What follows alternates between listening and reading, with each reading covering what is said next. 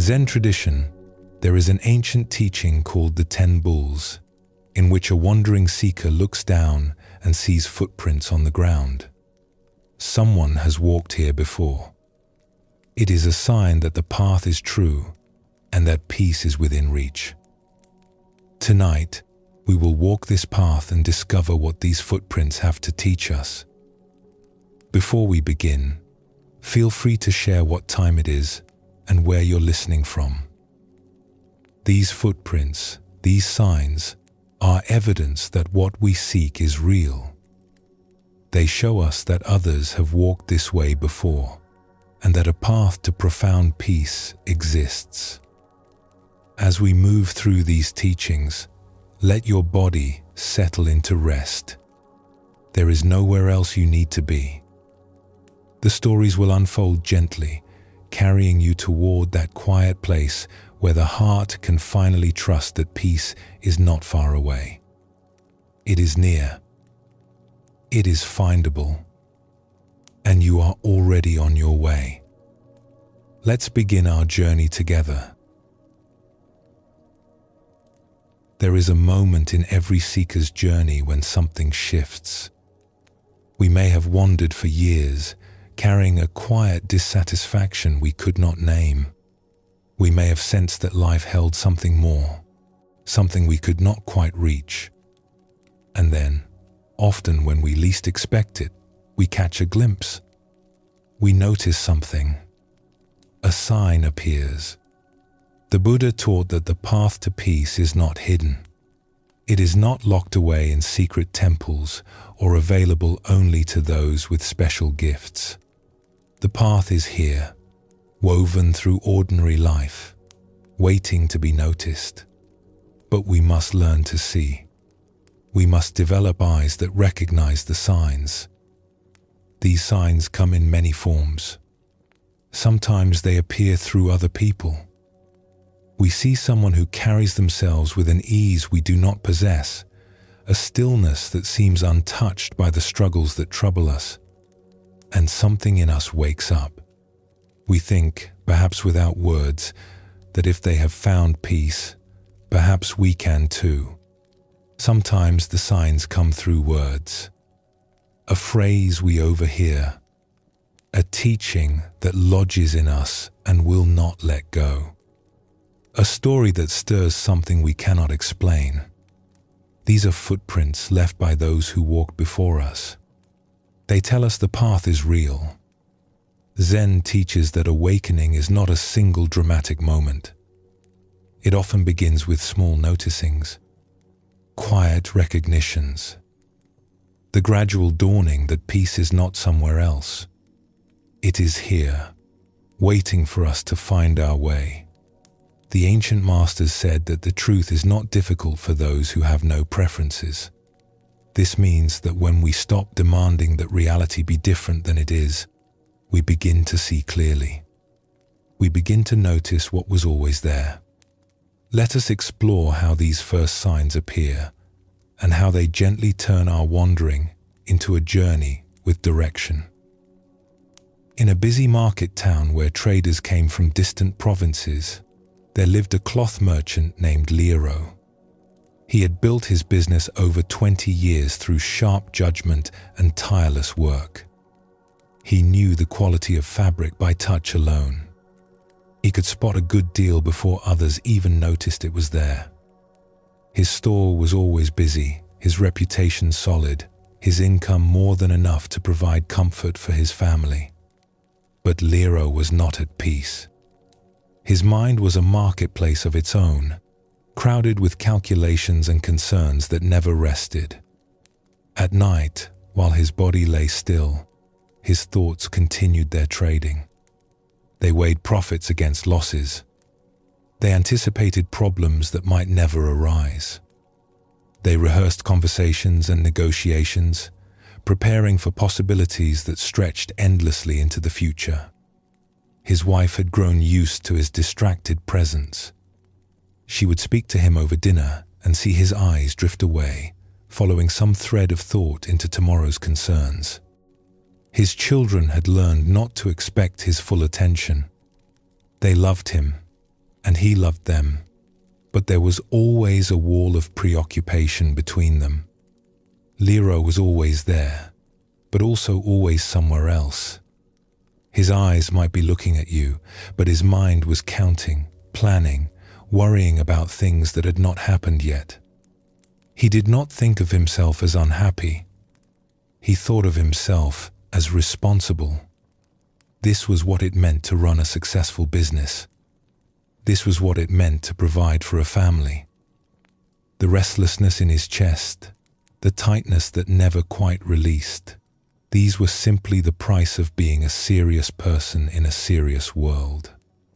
He had seen his father carry the same tension.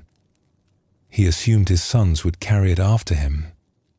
One morning, as Lero was arranging his fabrics for the day, smoothing the silks and stacking the rougher cottons for the farmers who came seeking practical cloth, he noticed an old woman making her way through the crowded market. She was simply dressed in undyed hemp, carrying a small woven basket, moving slowly between the stalls. There was nothing remarkable about her. She was one of hundreds who passed through each day, just another face in the endless flow of buyers and sellers. But something made Lero look again. The woman had stopped at a vegetable seller's stall nearby. She was examining some radishes, turning them gently in her weathered hands, holding them up to catch the light. And as Lero watched, he noticed something strange. The woman was smiling. Not a forced smile, not a polite smile, but a smile that seemed to rise from somewhere deep. As if the simple act of choosing vegetables brought her genuine pleasure. More than the smile, it was her stillness that caught him. The market was loud and chaotic around her. Merchants shouted their prices, each trying to be heard over the others. Customers haggled and complained about quality and cost. Children ran between legs, playing games that had nothing to do with commerce. Carts clattered over stones, and somewhere a dog barked endlessly at nothing. The air smelled of spices and sweat and the morning cooking from nearby stalls. But the old woman seemed untouched by any of it. She existed in her own quiet center, unhurried, unbothered, simply present with her radishes. The chaos flowed around her like water around a stone.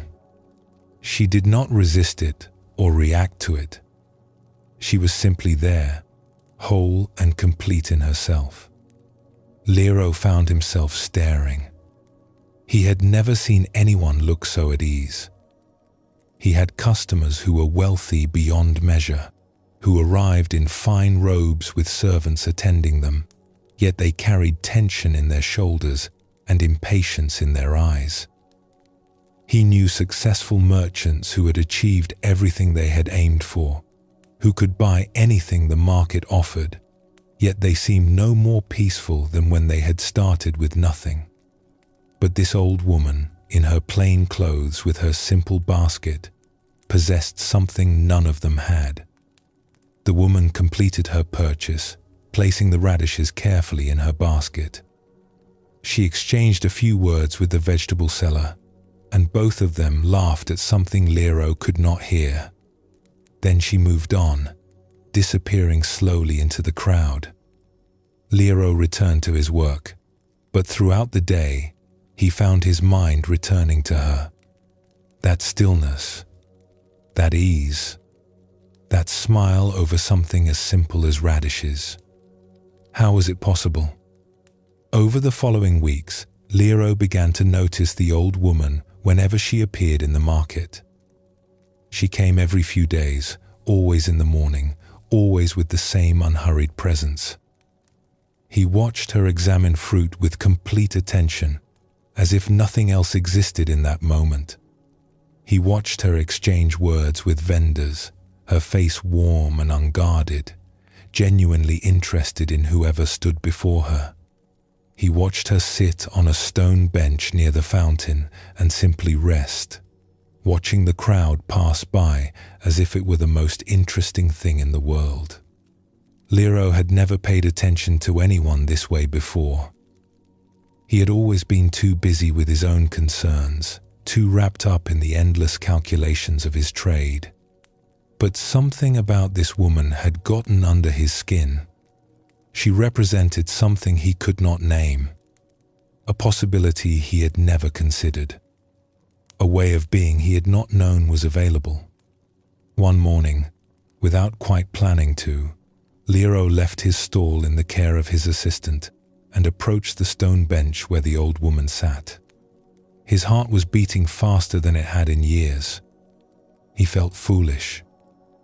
A successful merchant, approaching a stranger to ask how she managed to seem so peaceful. What would he even say? The woman looked up at him with clear, curious eyes. She did not seem surprised by his approach. She simply waited, patient as the stones around them. "Forgive me," Lero said, his voice rougher than he intended. "I am a merchant here in the market. I have noticed you over these past weeks. You seem so peaceful, so at ease with everything around you. I find myself wondering how this is possible.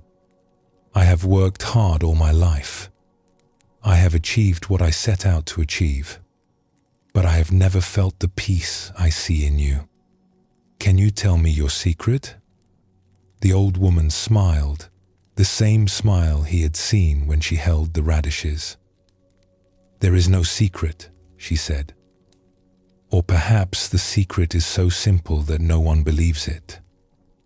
She patted the bench beside her, and Lero sat. The stone was cool in the morning air. For a moment, neither of them spoke. The market continued its noise around them. "You say you have achieved what you set out to achieve," she said finally. "But have you ever stopped to enjoy what you have achieved? Or does your mind always move to the next thing?" Lero considered this. He realized he could not remember the last time he had simply enjoyed something. Every meal was eaten while planning tomorrow's inventory. Every moment of rest was filled with thinking about what still needed to be done. Even when he had held his children as babies, part of him had been calculating, worrying, preparing for futures that might never come. "My mind never stops," he admitted. The words felt heavy leaving his mouth. "That is because you have trained it never to stop," the woman said gently. "You have taught it that its job is to always be working. It is doing exactly what you asked of it. A good servant, following orders faithfully. Then how do I ask it to do something different?" The old woman looked out at the busy market. Merchants were calling out their prices. A child was crying somewhere. A cart, loaded with grain, creaked past them, pulled by a tired donkey. Two women argued about the quality of some fish. Life was happening in all directions. "Do you hear all of this?" she asked. Lero listened. He heard the noise of the market, the constant human hum he had learned to ignore years ago. "I hear it," he said. "Just hear it," she said. "Do not think about it. Do not judge it. Do not try to do anything with it. Simply let the sounds be here and let yourself be here with them." Lero tried. At first, his mind immediately began to categorize. That was the vegetable seller calling out her prices. That was the bronze merchant arguing with a customer. That child needed tending to. Those women should settle their dispute and move along. But he kept trying to simply listen without commentary, to hear without thinking about what he heard. For just a few moments, the sounds became just sounds. Not problems to solve. Not things to understand. Not signals that required his response. Just the living noise of life happening, flowing through the market like water flows through a riverbed, Something loosened in his chest. Just slightly.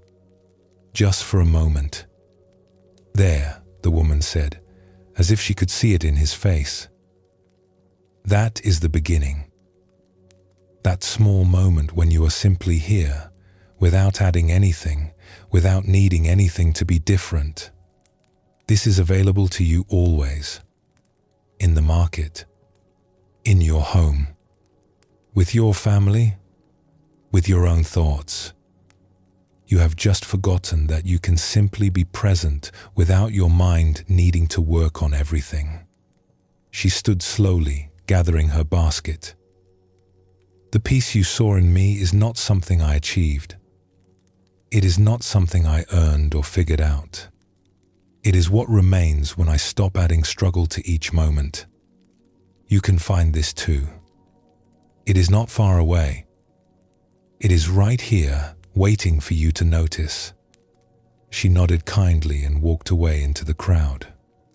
Within moments, she was gone, swallowed by the flow of the market. Lero sat on the bench for a long time. The market continued around him, its sounds washing over him like waves. Slowly, hesitantly, he tried again to simply listen. To simply be here. The moments of ease came and went, but they came. Something had cracked open. Something had begun. He did not know it yet, but he had found his first footprint. A sign that the path was real. A glimpse of peace that told him it was possible to find. This encounter shows us something important about how the path reveals itself. Lero had walked through that market for 20 years without seeing what he needed to see. The old woman had probably been there many times before, but he had not been ready to notice. His eyes were too full of his own concerns. Zen teaches that readiness is everything. When we are ready, the teacher appears. This does not mean the teacher was not there before. It means that something in us finally becomes open enough to recognize what was always present. The footprints were there. We simply could not see them. The Buddha spoke of this as the turning of the mind. There comes a moment when something shifts, and we begin to look in a new direction. We start to question what we assumed. We begin to wonder if the way we have been living is the only way. This turning is not dramatic.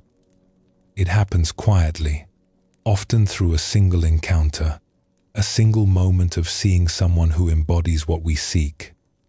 Buddhism teaches that we learn peace not only from words but from presence. When we encounter someone who is genuinely at ease, their stillness speaks to us. It shows us what is possible. It leaves a footprint that we can follow. The old woman gave Lero very little instruction.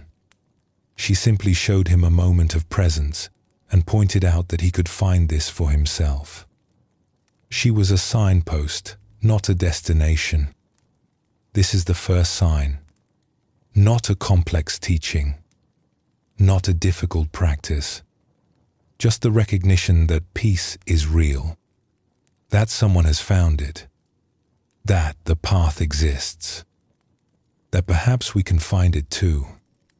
From this recognition, everything begins to unfold. In the same province, in a smaller town where the river curved past ancient willows, there lived a young rope maker named Suki. Her days were spent twisting fibers into cord, her hands moving in patterns learned from her mother and grandmother before her. The work was steady and useful, and Suki was good at it. Her ropes were strong and even, and the fishermen who relied on them trusted her craft. But lately she had begun to feel something restless stirring beneath her days. A sense that she was waiting for something, though she could not say what. The ropes she made were strong and sold well.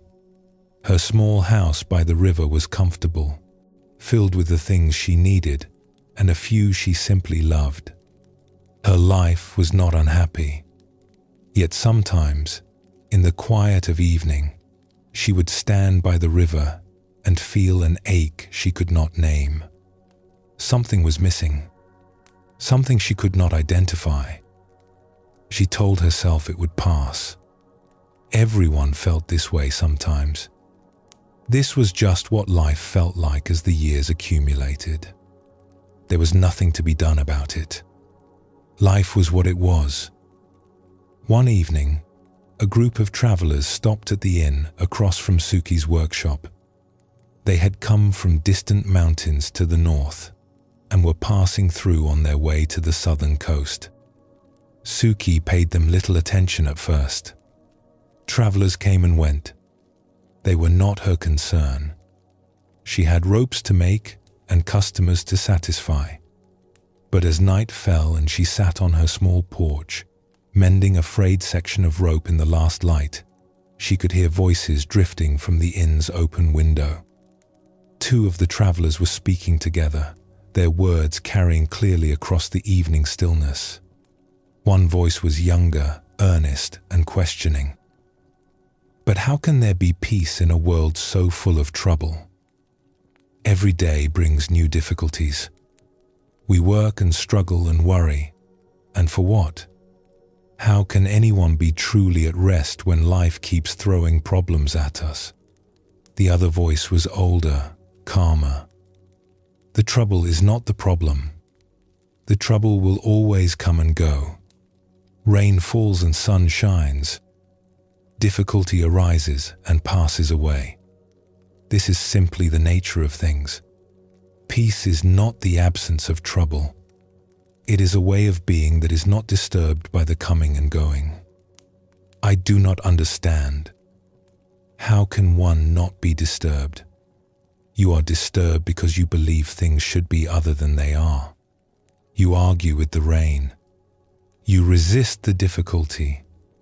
This resistance is what disturbs your peace, not the rain or the difficulty itself. The rain does not care about your resistance. It simply falls. But your resistance exhausts you. There was silence for a moment. Suki found herself leaning forward, her mending forgotten in her hands. The frayed rope lay still across her lap. There is a teaching, the older voice continued. The Buddha compared the mind to a lake. When the wind blows, waves arise on the surface. When the wind stops, the water becomes still again. We cannot stop the wind from blowing. The wind will blow when it wishes. But we can learn not to add to the waves. We can learn to let the water settle naturally. This settling is available to anyone who learns how to stop stirring. And how does one learn this? By watching the lake of your own mind. By becoming familiar with how it stirs and how it settles. By noticing the waves without being lost in them. By discovering that you are not the waves. You are the water itself. You are the lake. When you know this deeply, the waves still come, the surface still moves, but they do not disturb your depths. The depths remain still even when the surface is troubled. Suki sat motionless on her porch as the conversation shifted to other things, to talk of the road ahead and the weather they might encounter. Her hands had stopped moving entirely. The words she had overheard were still ringing through her mind. She did not fully understand them. She could not have repeated them back or explained what they meant. But something in them had landed in her chest and taken root. The Buddha compared the mind to a lake. You are not the waves. You are the water itself. You are the lake. She did not sleep well that night. But it was not from worry. It was from something else, something that felt almost like hope. A door had opened that she had not known was there, a possibility she had never considered. The restless ache that had troubled her now had a direction. It pointed toward something. In the days that followed, Suki went about her work as usual. She made her ropes. She sold them to the fishermen. She ate her meals and tended her house. But something was different now. She found herself watching her own mind the way the traveler had described. She noticed when thoughts stirred like waves on water. She noticed when the stirring settled. She did not know how to make peace happen, but she knew now that it was possible. She had heard it spoken of by someone who seemed to know, and that knowing changed everything. She began to ask questions she had never asked before. She sought out the old woman in the village who was said to sit in meditation each morning by the river. She listened more carefully when wandering monks passed through and offered teachings at the crossroads. The words that once would have floated past her now caught her attention. They connected to what she had overheard that night at the inn. They were more footprints on the same path. The path had not yet become clear.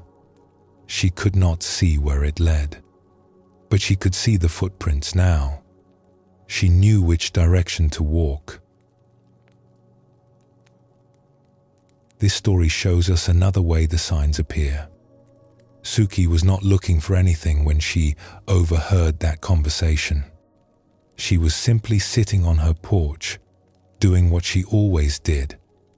But her heart was ready, even if she did not know it. The restlessness she felt had prepared the ground.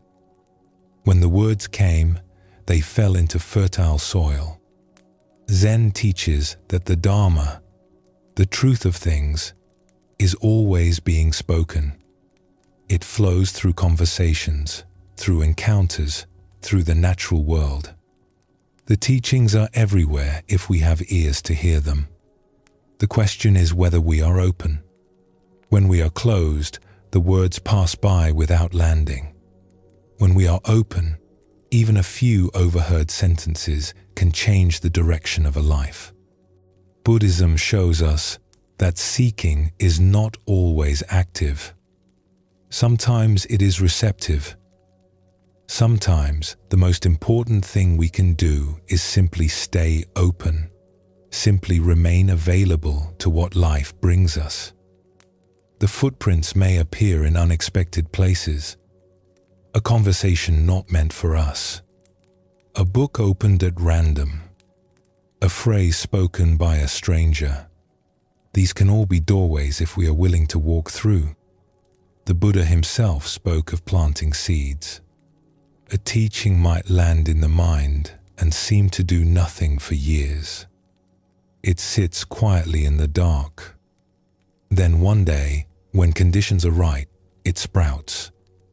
What seemed forgotten suddenly becomes alive.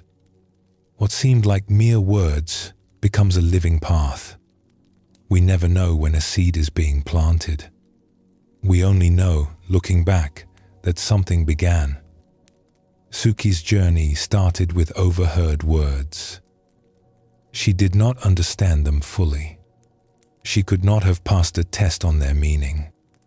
But she knew they pointed somewhere real. She knew they were footprints left by someone who had walked further than she had. And that knowing was enough to begin. That knowing is always enough to begin. Take a gentle breath now. Feel the air entering your body, filling you without any effort on your part. And feel it leaving, releasing without struggle.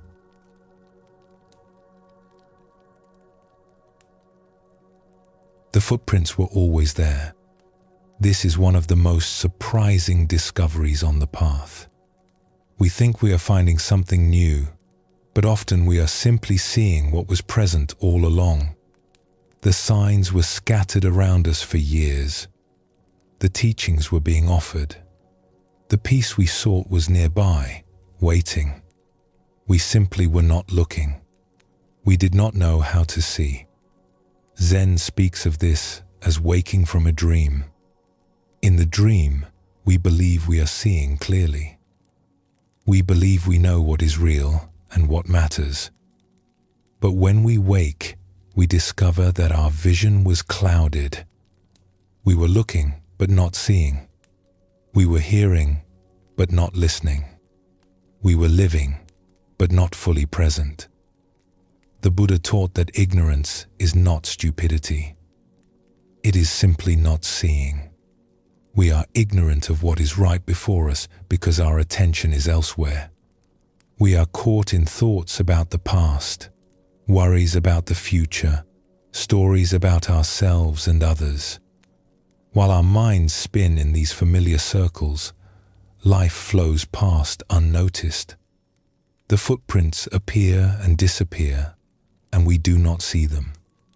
But something can shift, a slowing down, a moment of true attention, and suddenly, what was invisible becomes visible. The world we thought we knew reveals depths we never imagined.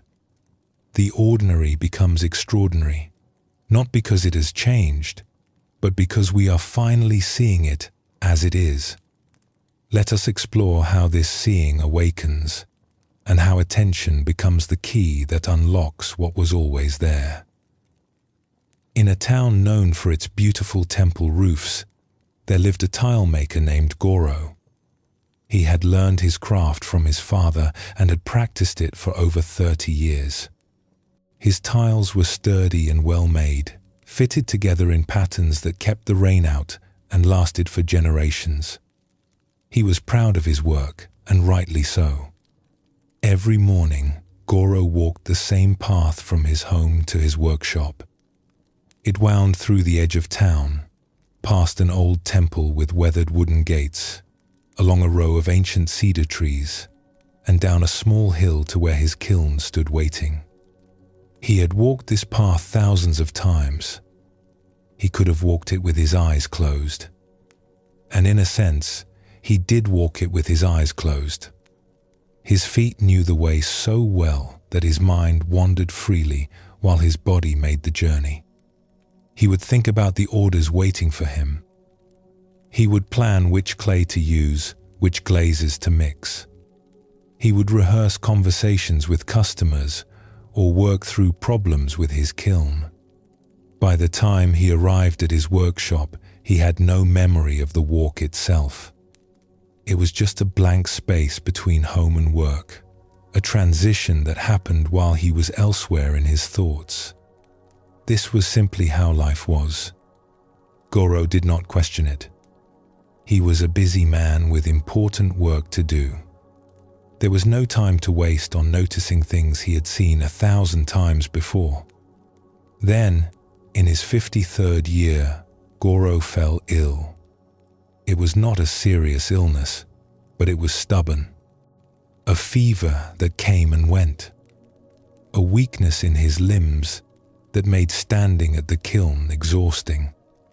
His wife insisted he rest, and for once, he was too tired to argue. He spent weeks in bed, watching the light change on the walls of his room, listening to sounds he had never noticed before. When he finally recovered enough to walk again, his body was different. He could not move as quickly as before. His legs tired easily. His breath came short on even gentle slopes. The path to his workshop, which he had always covered in minutes without thinking, now required his full attention just to manage. On his first morning back, Goro set out slowly, carefully, one step at a time. He could not think about orders or clay or kilns. He needed all his attention just to walk without stumbling. And because his attention was finally on the path itself, he began to see things he had never seen before. The temple gates, which he had passed thousands of times, were carved with images of clouds and mountains. How had he never noticed this? The wood was silver grey with age, smooth in some places, rough in others. Morning light caught the edges of the carvings and made them glow. The cedar trees, which had always been just a row of dark shapes in his peripheral vision, were each completely different from the others.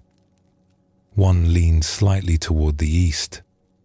Another had a twisted trunk that spoke of some long-ago struggle. Their bark had patterns like rivers seen from high mountains. Their branches reached out in gestures that seemed almost human. A monk was sweeping the temple courtyard as Goro passed. He had seen this monk before, hundreds of times, a figure in brown robes moving in the corner of his eye. But now, Goro stopped and watched. The monk moved slowly, deliberately, the broom making soft sounds against the stones. There was a rhythm to it, a peacefulness that Goro felt in his own body as he watched.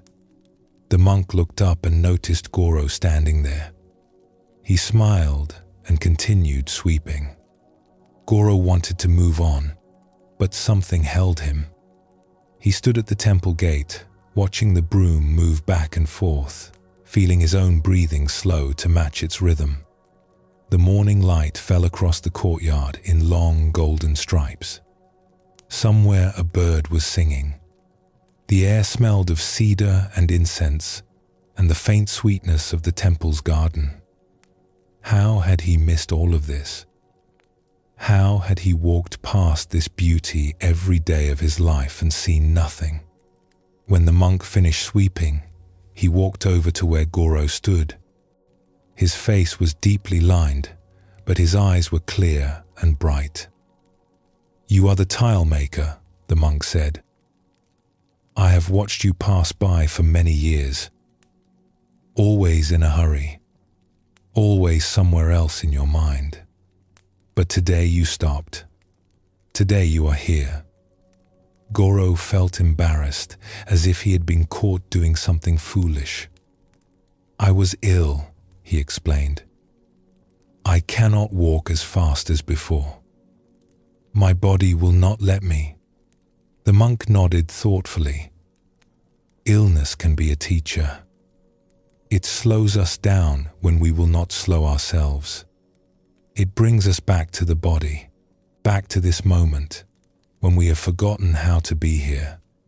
Your body has given you a gift, though it may not feel that way. "I never noticed the carvings on your gate," Goro said. "I have walked past them for 30 years. "They have been waiting for you," the monk said simply. "Everything waits for us to notice. The gate does not mind how long it takes. It has nowhere else to be. It has been showing its beauty for 100 years, and it will continue for 100 more. We are the ones in a hurry. We are the ones who pass by without seeing." Goro looked back at the gate, at the carved clouds and mountains, at the silver-grey wood glowing in the morning light. He thought about all the mornings he had rushed past without seeing, all the beauty he had missed, all the moments that had slipped away while his mind was busy with things that seemed so important at the time, but which he could not even remember now.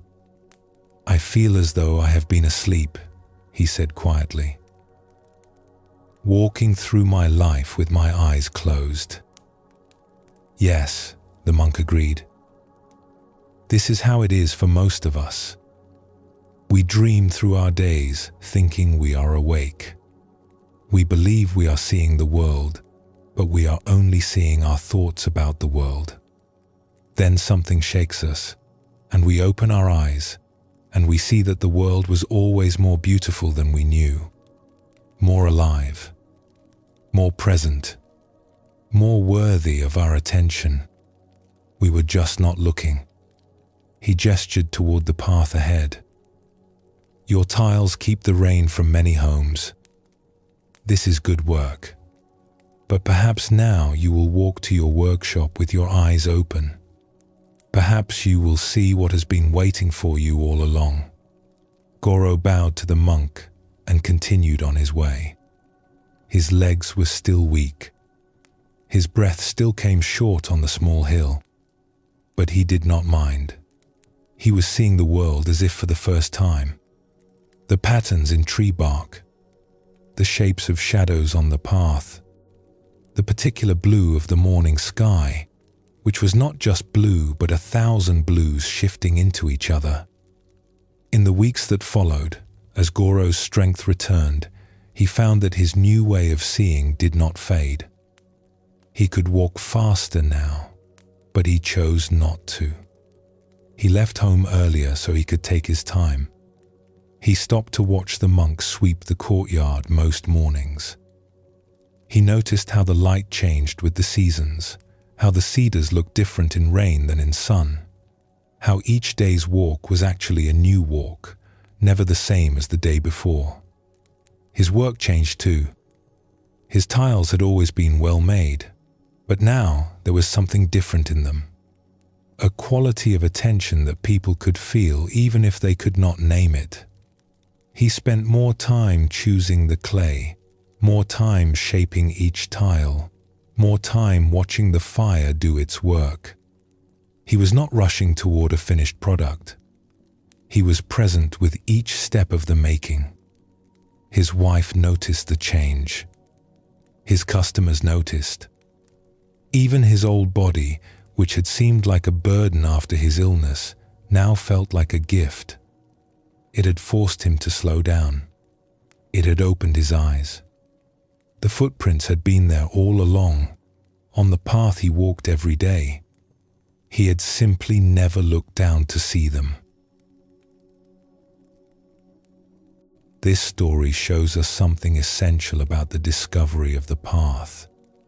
Goro did not need to travel to distant temples or seek out famous teachers. The teaching was right outside his door. The beauty was there every morning, waiting. The monk had been sweeping the courtyard for years, but Goro could not see any of it because he was moving too fast, because his attention was always somewhere else. Zen teaches that hurrying is a kind of blindness. When we rush through life, we see only our destination. The journey itself becomes invisible. We miss the carvings on the gate, the patterns in the bark, the sweep of the broom that could teach us about peace. We arrive at our goals having experienced nothing along the way. We achieve what we set out to achieve and wonder why we still feel empty. Buddhism speaks of mindfulness as the foundation of the path. This is not a complicated practice. It is simply the act of paying attention to what is actually here. Not what we imagine is here, not what we remember being here, not what we fear might be here, but what is actually present in this moment. The Buddha said that mindfulness is the direct path to liberation. Not because attention has magical powers, but because when we truly see what is present, we discover what we have been seeking. The footprints become visible. The way becomes clear. The world opens to reveal its hidden depths. We do not need to wait for illness or difficulty to slow down. We can choose to walk more slowly through our days. We can choose to give our attention to what is actually before us. The footprints are already there. The path is already present. We simply need to open our eyes. Take a gentle breath now. Feel yourself here, in this moment, exactly where you are. There is nothing you need to figure out, no question you must answer right now.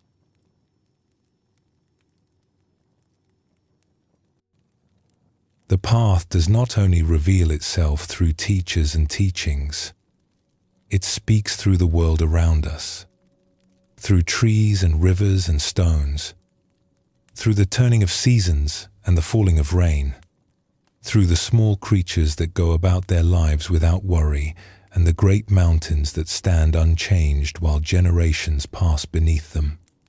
The Buddha often pointed to nature when he wanted to convey something important.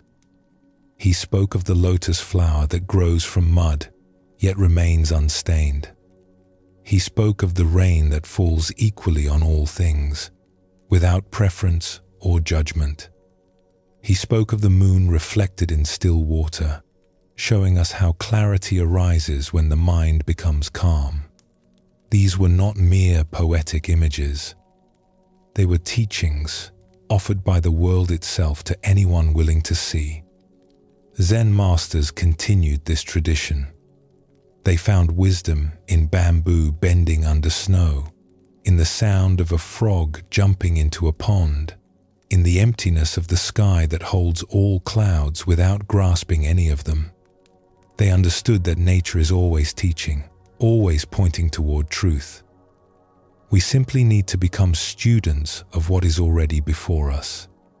For those who learn to look, the natural world becomes a book written in a language older than words. Every leaf, every stone, every breath of wind carries a message. The footprints we seek are not only left by human teachers. They are left by rivers finding their way to the sea, by seeds pushing through hard ground toward light, by the patient wearing of water against rock. These too show us the way. These too point toward peace. Let us explore how nature becomes our guide, and how the simple things around us reveal profound truths. In the forested mountains, where mist gathered each morning like a soft blanket over the valleys, there lived a charcoal burner named Nobu. His work was solitary. He lived alone in a small hut near his kiln, spending his days gathering wood, tending fires, and transforming timber into the black fuel that warmer lowland villages needed for their cooking and heating. Nobu had come to the mountains as a young man, escaping a life in the town that had never felt like his own. He had been an awkward child, uncomfortable with crowds, uneasy in the press of market streets and busy workshops. The noise of people exhausted him. Their expectations confused him. He had felt like a stranger in the world he was born into. The mountains offered him refuge. Here, the only sounds were wind in branches, birds calling to each other across valleys, the crack and pop of his fires. He could go days without seeing another person. When he did walk down to the village to sell his charcoal, he spoke as little as possible and returned to his solitude as quickly as he could. For many years, Nobu thought of himself as simply hiding. He was not seeking anything. He was not on any path. He was just a man who preferred trees to people, silence to conversation. His life was small and quiet, and that was enough. But something began to change as the years passed. Without intending to, without even noticing at first, Nobu began to learn from the forest around him. Not facts or skills, but something deeper, something that had no name. He learned patience from the trees. He watched them grow so slowly that no single day showed any change, yet over years they rose tall and strong. They did not hurry. They did not worry about whether they were growing fast enough. They did not compare themselves to other trees or fret about the future. They simply grew at whatever pace was natural to them, trusting the process that had created them. A seed did not try to become a tree overnight. It became a seedling first, then a sapling, then slowly, a full-grown tree. There was a rightness to this pace that Nobu began to feel in his own body. He learned acceptance from the seasons. Winter came whether he wanted it or not. The cold arrived, the snow fell, and there was nothing to do but adapt. He could not argue with winter. He could not convince it to be gentler or to leave early. He could not bargain with the frost or negotiate with the shortening days. He could only accept what each season brought and find his way within it. And he noticed that the forest did the same. The trees did not complain about the cold. The animals did not rage against the darkness. Everything simply adjusted, shifted, continued. There was wisdom in this acceptance, a kind of peace that came from not fighting what could not be changed. He learned about letting go from the autumn leaves. Each year, the trees released what they had spent all summer growing. They did not cling to their leaves. They did not grieve their falling. They did not try to hold on to what was clearly ready to go. They let go completely, trusting that spring would bring new growth. And it always did. The letting go was not a loss.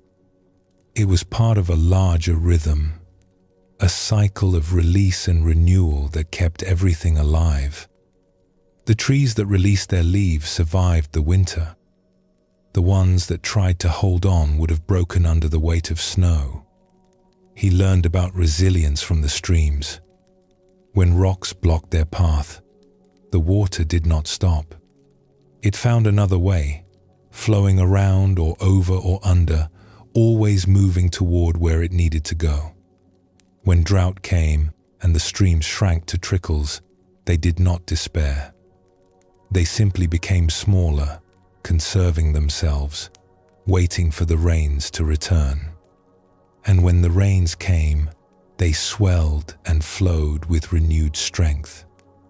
None of this was taught to him in words.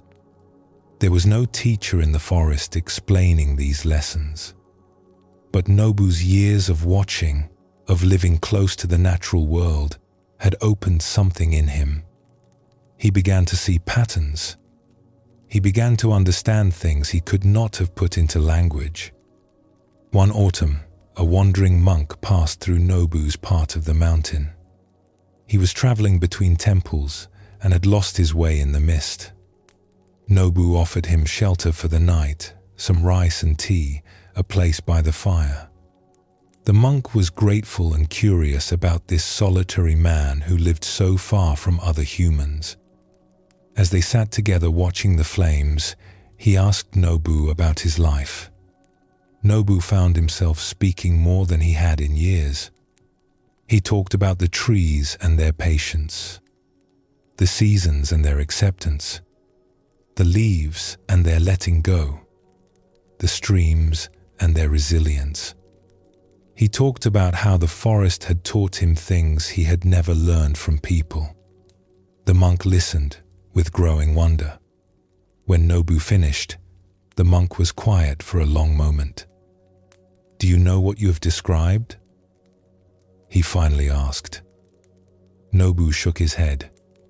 He had only spoken about what he had observed. "You have described the heart of the Buddha's teaching," the monk said.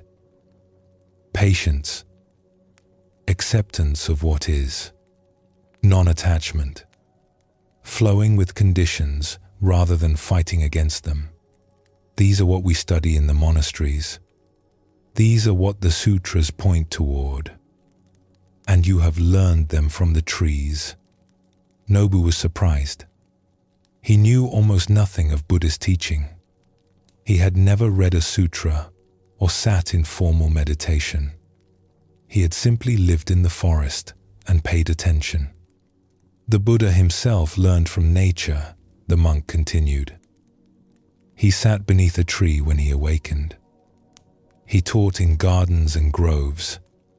He pointed to flowers and water and the changing moon to help people understand what words alone could not convey. He understood that the Dharma, the truth of how things are, is not hidden in books or temples. It is written everywhere, in everything. The forest is a temple. The mountain is a teacher. The stream is a sutra. You have been a student without knowing you were studying. You have been practicing without knowing there was a practice." Nobu sat with this for a long moment. The fire crackled between them, sending sparks up into the darkness.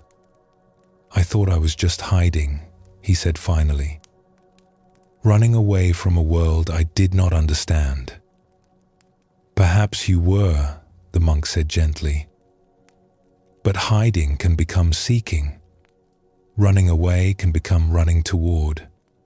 The Buddha himself left his home and family to seek the truth. What matters is not why we begin, but what we discover along the way. The monk stayed for 3 days, waiting for the mist to clear.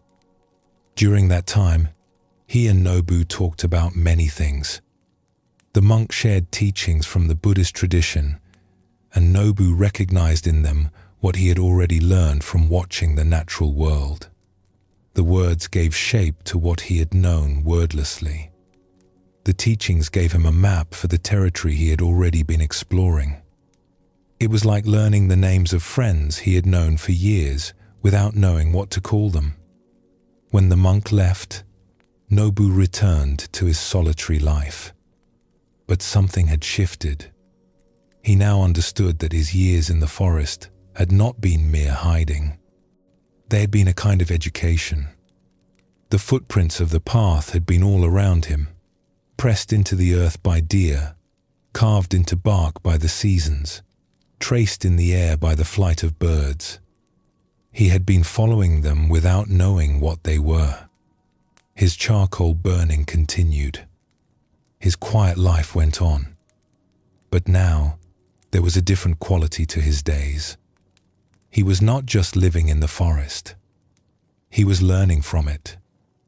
He was being taught by every tree, every stream, every change of season. The path was beneath his feet. It had been there all along. This story shows us that wisdom is not confined to human sources. The Buddha discovered his awakening while sitting beneath a tree, watching the morning star appear. He did not receive the teaching from another person in that moment. It came from his own deep attention to what was present.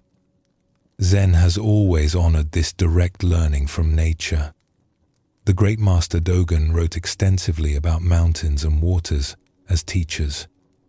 He said that those who see mountains and rivers as obstacles have not yet understood the Dharma, but those who see them as the Dharma itself have begun to wake up. Buddhism teaches that all things are interconnected, arising together in a vast web of mutual causation. When we study a single leaf, we study the whole universe. When we watch a stream find its way around a stone, we learn something about how to live. Nature does not philosophize or explain. It simply shows us how things work, moment after moment, season after season. For those of us who live in towns and cities, surrounded by human construction and activity, it can be easy to forget this teaching. But nature is still present, even in the most crowded places. A tree grows beside a busy street. Rain falls on rooftops. The moon rises over buildings just as it rises over mountains. The teachings are still being offered. We need only step outside, look up at the sky, and let the world remind us of truths we have always known but somehow forgotten. The footprints are everywhere, in forest and city alike, left by wind and water, and the patient growth of all living things. We are surrounded by teachers. We have only to become students. In a valley known for its orchards, there lived a woman named Ray who had recently suffered a great loss. Her husband of many years had died suddenly, leaving her alone in the house they had built together. The rooms that had once been full of conversation and laughter now held only silence.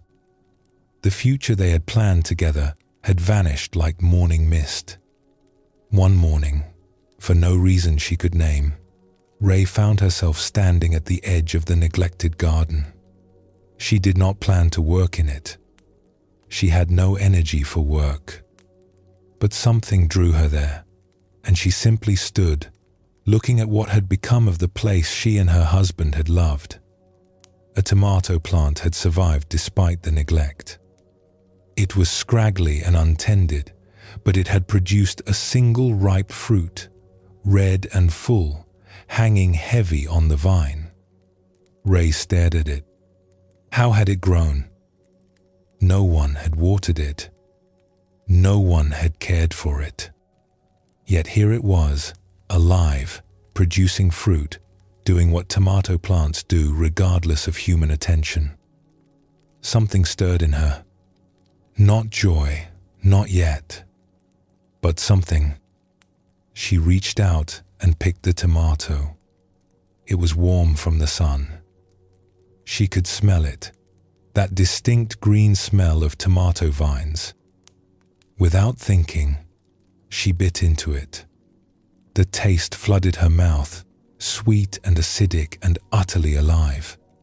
She stood there in the overgrown garden, juice running down her chin, and for the first time since her husband's death, she felt something other than sorrow. She felt the sun on her face. She felt the earth beneath her feet. She felt the tomato's gift of flavor and nourishment. She was, for just a moment, present in her own life again. The next morning, she returned to the garden.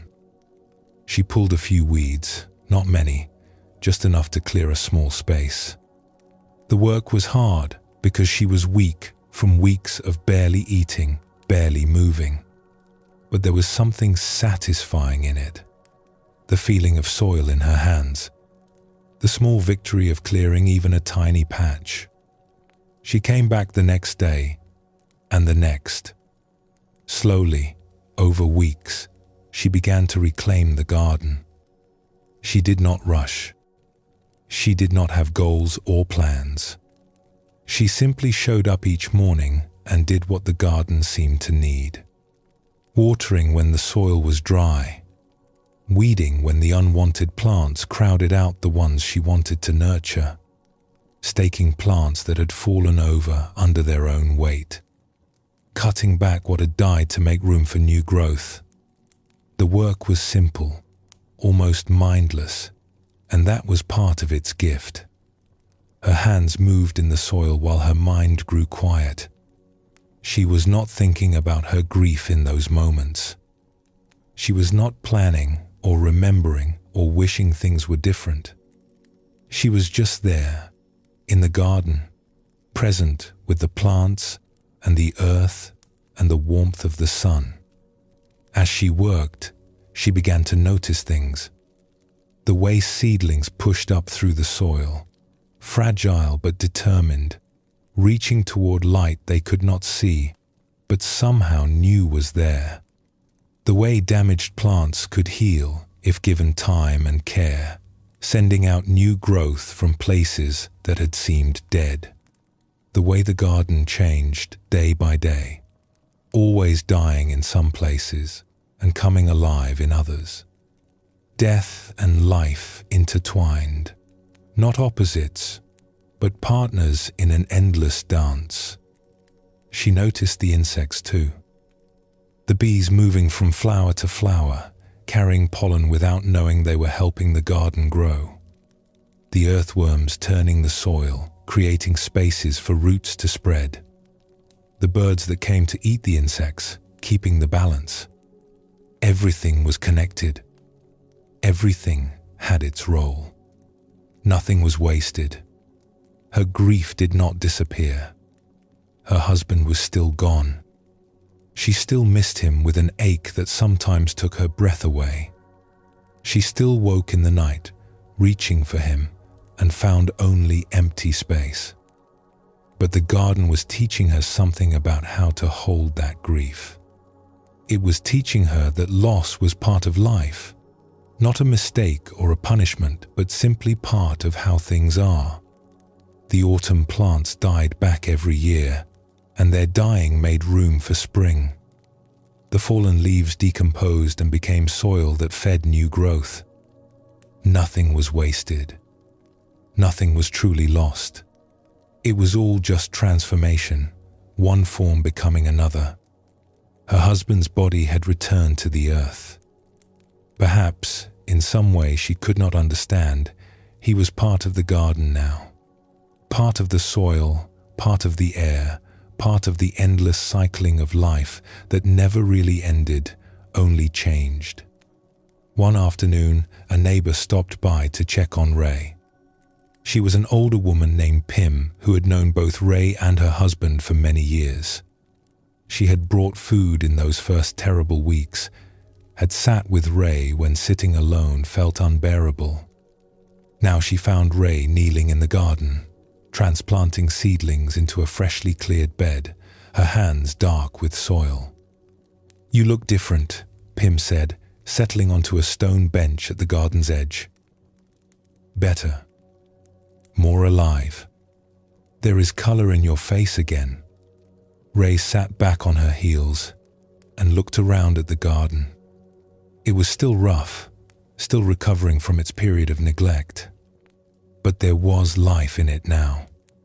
Green things growing, flowers beginning to bloom along the edges. The tomato plant, trimmed and staked, was producing new fruit. "The garden has been teaching me," Ray said. She was surprised to hear the words coming out of her mouth. She had not thought of it that way before. But as soon as she said it, she knew it was true. "Teaching you what?" Pim asked. Ray considered the question carefully. She wanted to get it right, to honor what she had learned. That everything changes.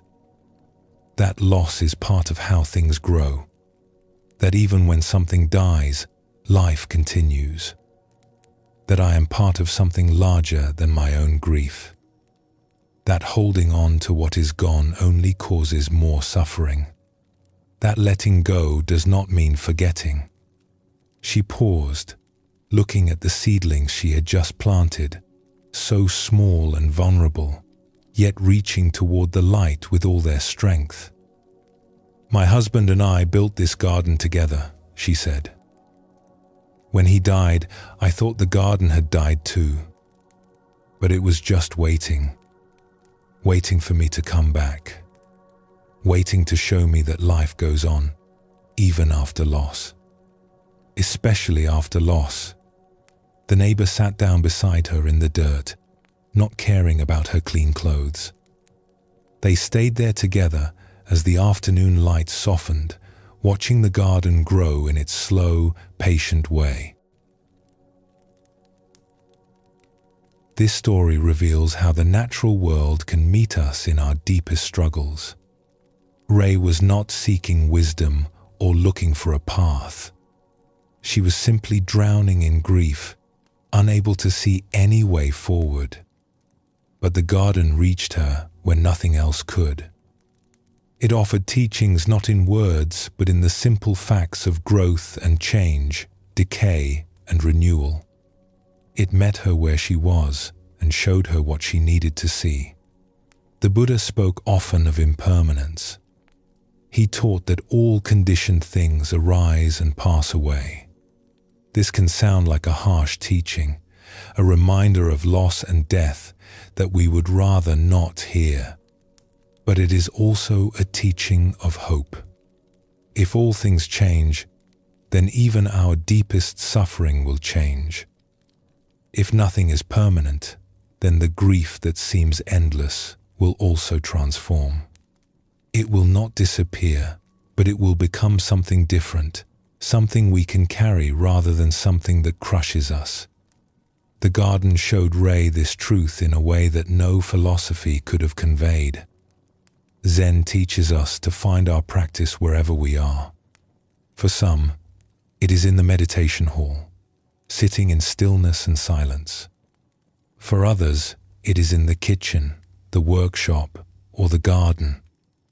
Any activity done with full attention and an open heart can become a doorway to understanding. The work itself becomes the teacher. The doing becomes the path. Ray found her doorway in the soil, in the seeds, in the patient work of tending living things. She did not need to go anywhere special or learn any complicated technique. She simply needed to show up, to pay attention, and to let the garden show her what it knew. Nature does not hurry, yet everything is accomplished. This is one of the great teachings the natural world offers us. The seeds do not worry about whether they will grow. The flowers do not struggle to bloom. The trees do not force themselves to be taller or fuller than they are. Everything unfolds in its own time, according to its own nature. When we align ourselves with this rhythm, when we stop fighting against the way things are and start moving with them, we find a peace that all our striving could never produce. The footprints are in the garden. They are in the forest. They are wherever life is unfolding according to its own laws. We have only to kneel down, put our hands in the soil, and let the earth teach us what it knows. Take a gentle breath now. Feel the air that has been breathed by countless beings, that has moved through forests and across oceans before it reached you. You are not separate from nature. You are nature learning to know itself.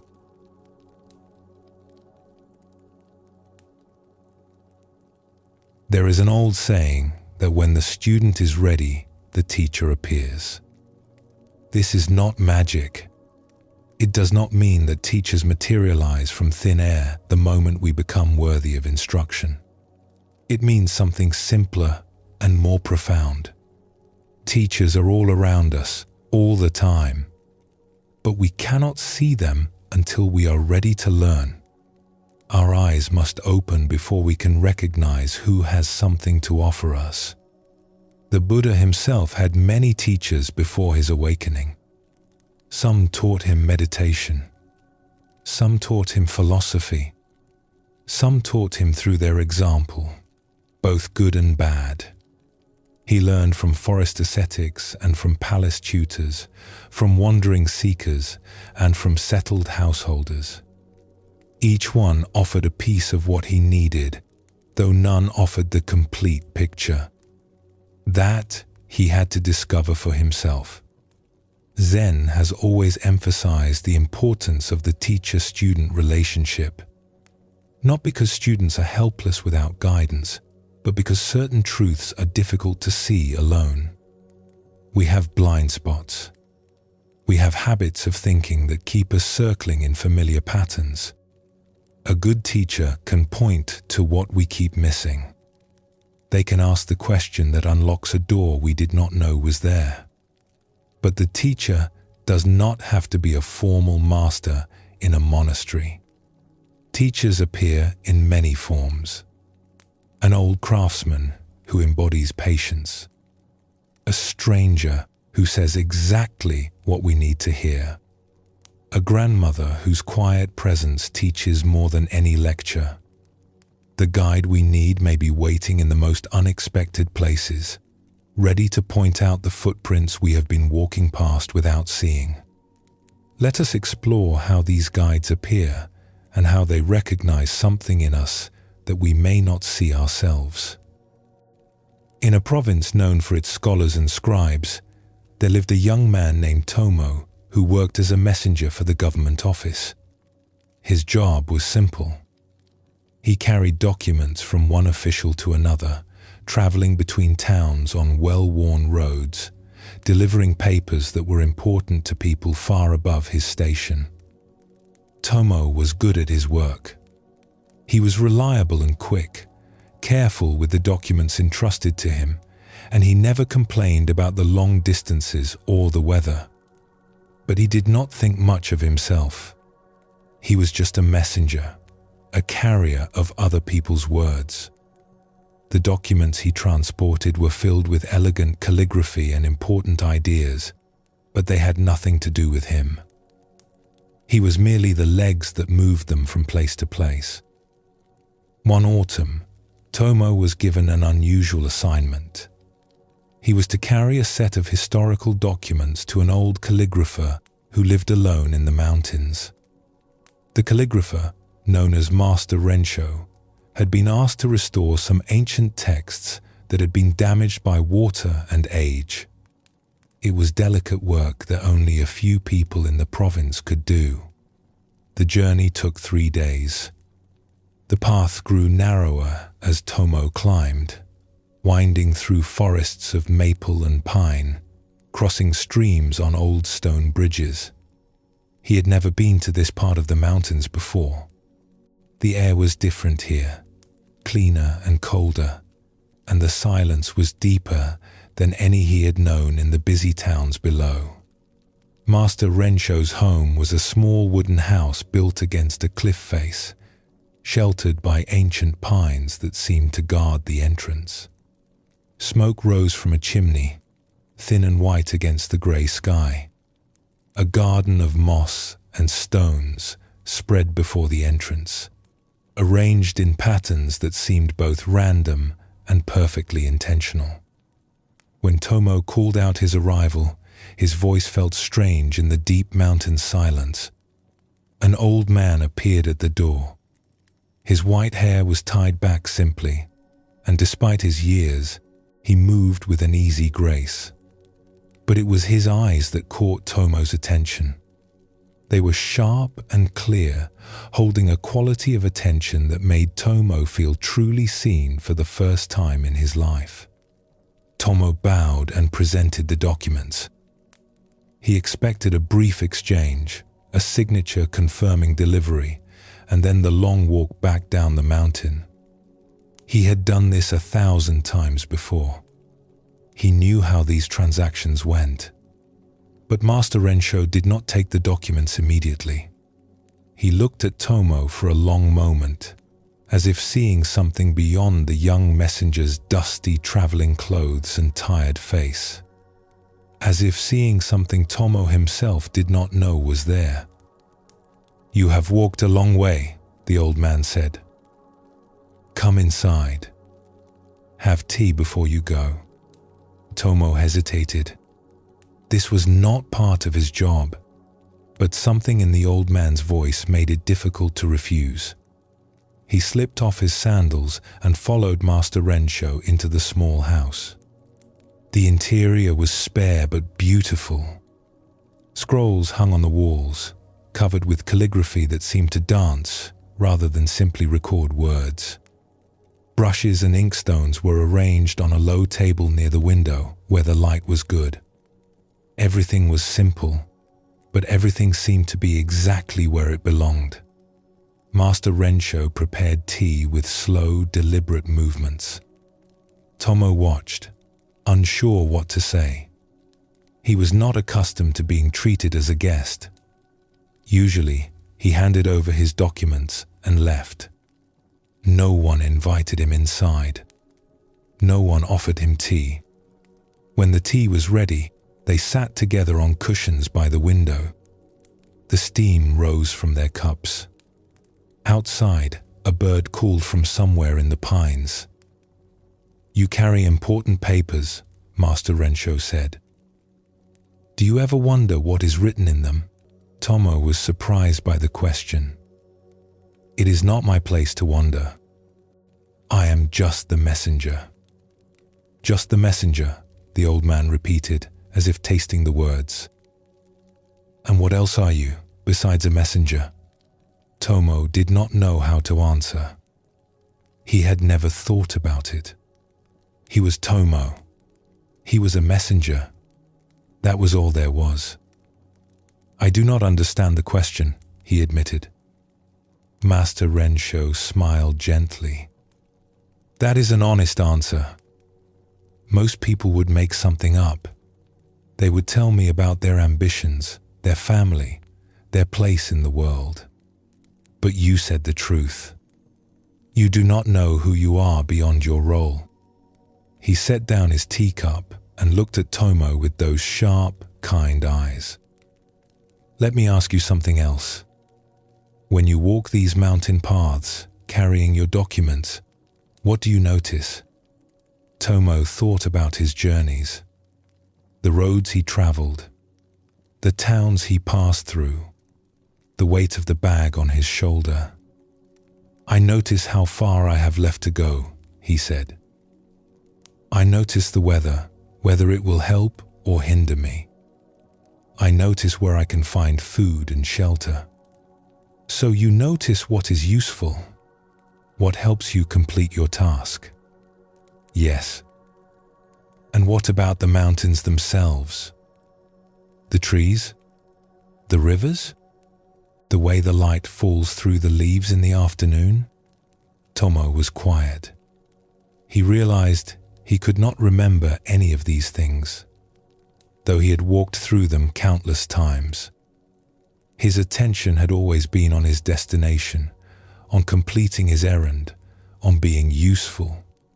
The beauty around him had passed by unnoticed. "I see," Master Rensho said, though Tomo had not spoken. "You have been walking through your life the same way you carry your documents, getting from one place to another, doing your job, never stopping to notice what is actually here." He gestured toward the scrolls on the wall. "Do you see those characters? I have spent 60 years learning to make them. Not just the shapes, but the spirit inside the shapes. Each one is different. Each one carries something that cannot be put into words. This is what I have learned in all my years of practice, that the meaning is not only in what is written, but in how it is written, in the attention brought to each stroke, in the presence of the one who holds the brush." Tomo looked at the scrolls. He could not read the classical characters, but he could see that they were beautiful. There was life in them, a kind of movement that seemed impossible for ink on paper. "What does this have to do with me?" he asked. "Everything," Master Rensho said. "You walk through mountains carrying words you do not read. You pass through beauty you do not see. You live a life you do not notice. This is how most people live. They are so focused on where they are going that they never arrive where they are. They spend their whole lives in transit, never actually present, never truly here." He set down his own teacup and looked directly at Tomo. "But it does not have to be this way. You can begin to notice.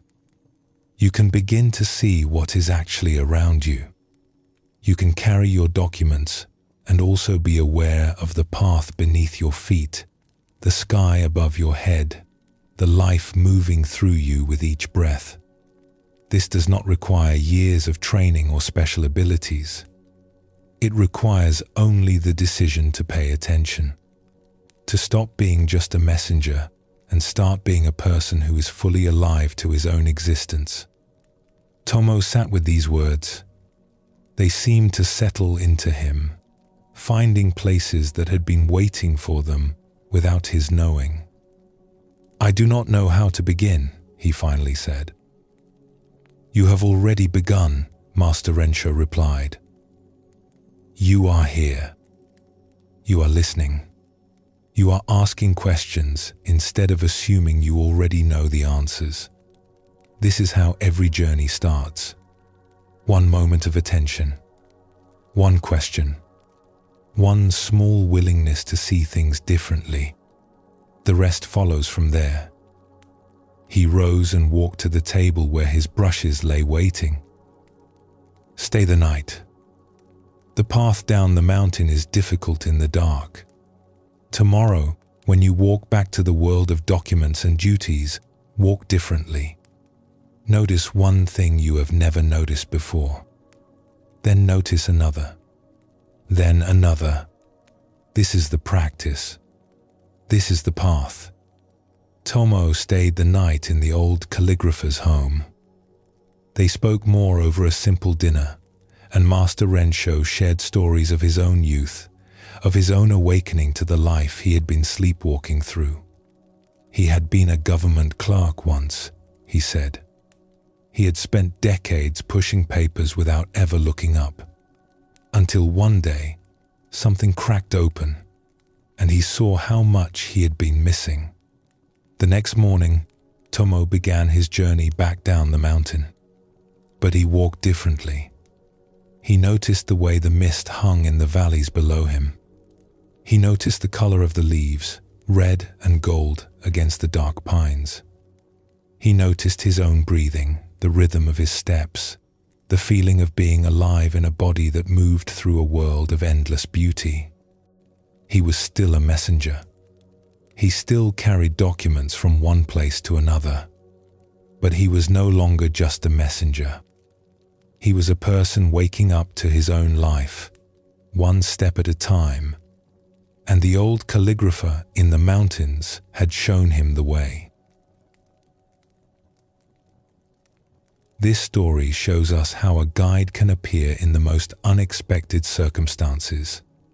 Tomo went to Master Rensho's home expecting nothing more than a brief transaction.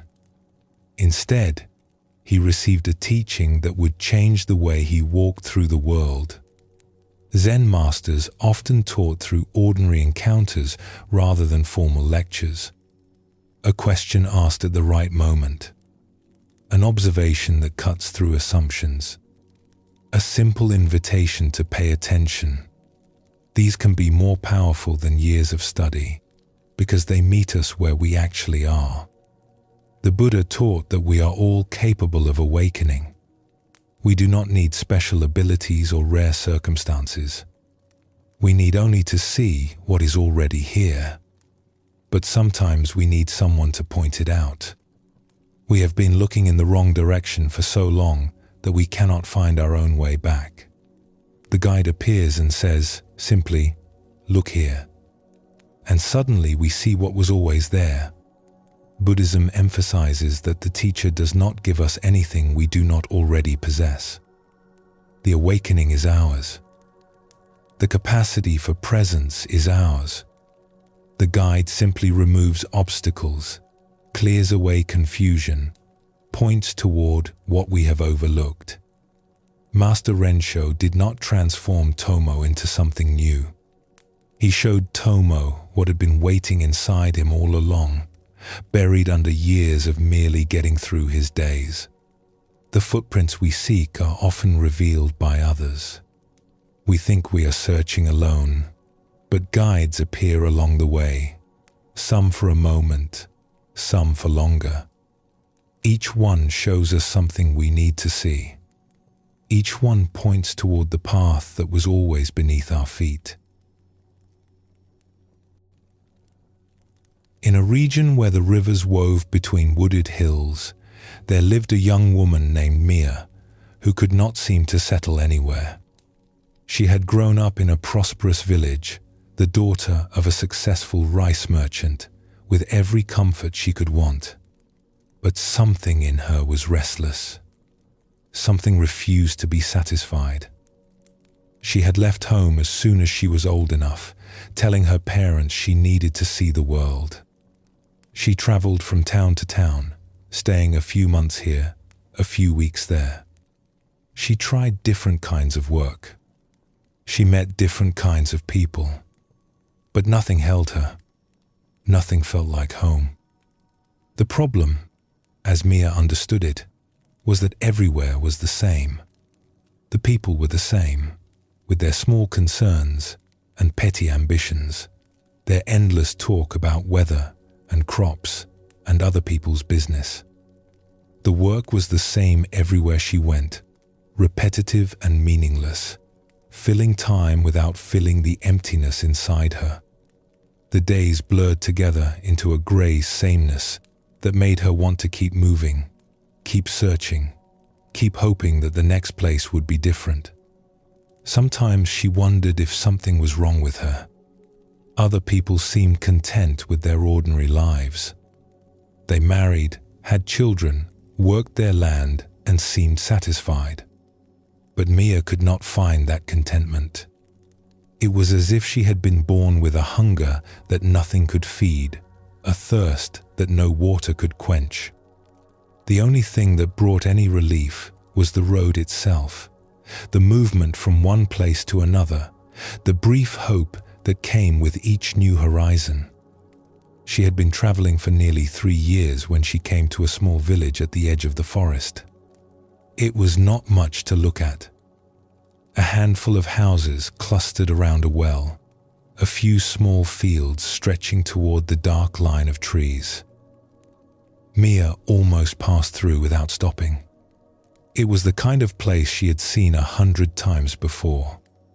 But she was tired. Her feet ached from the road. And there was an old woman sitting outside one of the houses, weaving a basket in the afternoon light. Something about the way the woman worked made Mia pause and look more closely. The woman's hands moved with a sureness that Mia had rarely seen. There was no hesitation, no wasted motion. The strips of bamboo seemed to know where they wanted to go, and the woman simply helped them get there. Her face was calm, almost serene. She looked like someone who had found exactly where she belonged. Mia approached without quite knowing why. "That is beautiful work," she said, nodding toward the half-finished basket. The old woman looked up with bright, curious eyes. "Thank you. I have been making baskets for 50 years. My hands know the way now. I just follow along." 50 years, Mia repeated. She could not imagine doing anything for 50 years. The thought made her feel suffocated. "You are a traveler," the woman observed. It was not a question. "Yes, I have been on the road for some time. And are you finding what you seek?" Mia was caught off guard by the directness of the question. "I do not know what I seek," she admitted. "I only know I have not found it." The old woman smiled gently and gestured to a wooden stool beside her. "Sit for a while. Rest your feet. My name is Hasu." Mia sat. She watched Hasu's hands continue their work, the bamboo strips bending and weaving, the basket taking shape. "I used to be a traveler too," Hasu said after a while. "When I was your age, I could not stay in one place. I thought peace was somewhere else. I thought happiness was waiting for me in the next town, the next valley, the next adventure. I searched for many years. What happened? Why did you stop?" Hasu's hands paused briefly, then continued. "I met an old basket weaver. She lived alone at the edge of a village, much like this one. I watched her work and saw something I had never seen before. A person who was completely at peace. Not because her life was exciting or her circumstances were special, but because she had stopped running." She looked at Mia with those bright eyes. "I asked her to teach me, not just basket weaving, but how to be at peace. She laughed and said they were the same thing. So I stayed. I learned to weave. And somewhere in the weaving, I found what I had been looking for all along." Mia felt something stir in her chest. A kind of recognition, or perhaps a longing. "What did you find?" "I found that peace is not somewhere else. It is not in the next village, or the next experience, or the next version of myself. It is here, in this moment, in this simple work of hands and breath and attention. I was running towards something that was never going to be found by running. It could only be found by stopping, by staying still long enough to let it catch up with me." She paused her weaving and held up the half-finished basket. "When I make a basket, I am not thinking about the next basket or the one after that. I am not wishing I were making something else or wondering if there is a better way to spend my time. I am here, with this bamboo, with these hands, with this moment.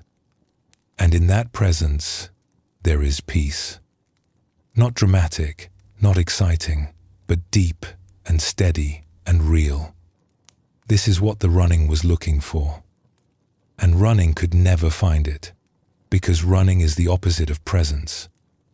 Mia sat with this for a long moment. The words disturbed her. They threatened the whole way she had been living, the whole story she had been telling herself about needing to search, needing to keep moving, needing to find the right place where she would finally feel at home. If Hasu was right, then Mia had wasted 3 years running in the wrong direction. "How can you be sure?" she asked. "How do you know you did not just give up? How do you know there is not something better waiting somewhere else?" Hasu laughed softly, a sound like wind through bamboo. "I do not know for certain. No one can know such things. But I know how I feel now compared to how I felt then. I was exhausted from running. I was always disappointed because nowhere was ever good enough. Now I am at peace. The days are simple. The work is satisfying. I am not waiting for something better because I am not comparing this moment to imaginary alternatives."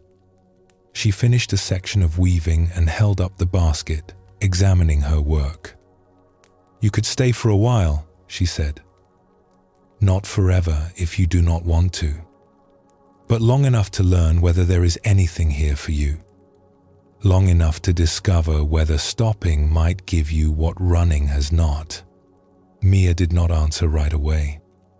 Everything in her wanted to keep moving, to maintain the story of the search, to preserve the hope that the next place would be the right place. But something else in her was tired. Tired of the endless road. Tired of disappointment. Tired of looking for what she could not name. "I do not know how to stay," she said quietly. "I do not know how to stop." "No one does, at first," Hasu replied. "That is why we learn. We start by sitting still for an hour, then a day, then a week. We let the restlessness arise and we do not follow it. We feel the urge to run and we stay anyway. Slowly, slowly, staying becomes possible.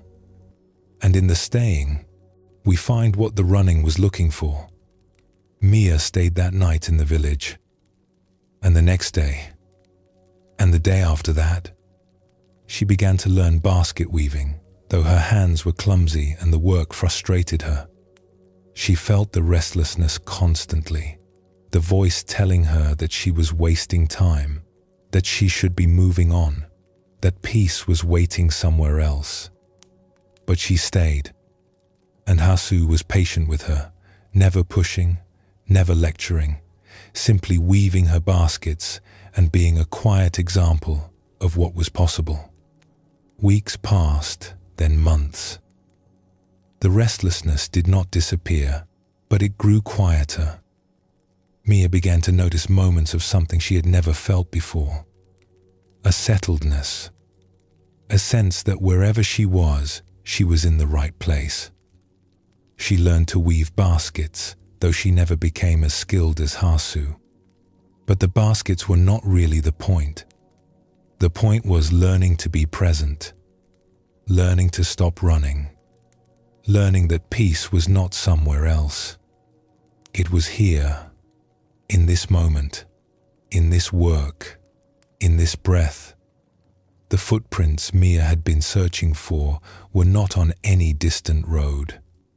They were right where she finally stopped to look. This story shows us a different kind of guide. Hasu did not offer philosophy or complex teachings. She did not lecture or explain or give instructions. She offered presence. She offered the example of a life lived at peace. And she offered an invitation to stop running long enough to discover what was already here. Zen speaks of transmission beyond words. The deepest teachings are not conveyed through lectures but through being. When we encounter someone who embodies peace, who lives from a place of stillness we have not yet found. Their very presence becomes a teaching. We see in them what is possible. We feel in their company what we long to feel in ourselves. This is worth more than 1,000 books. The Buddha's teaching emphasized finding one's own path, but he also surrounded himself with a community of practitioners. We need others on the journey, not to tell us what to do, but to show us what is possible, to walk beside us when the road is difficult, to remind us, through their own example, that what we seek can actually be found. The guides appear, one after another, each one offering what we need at that moment.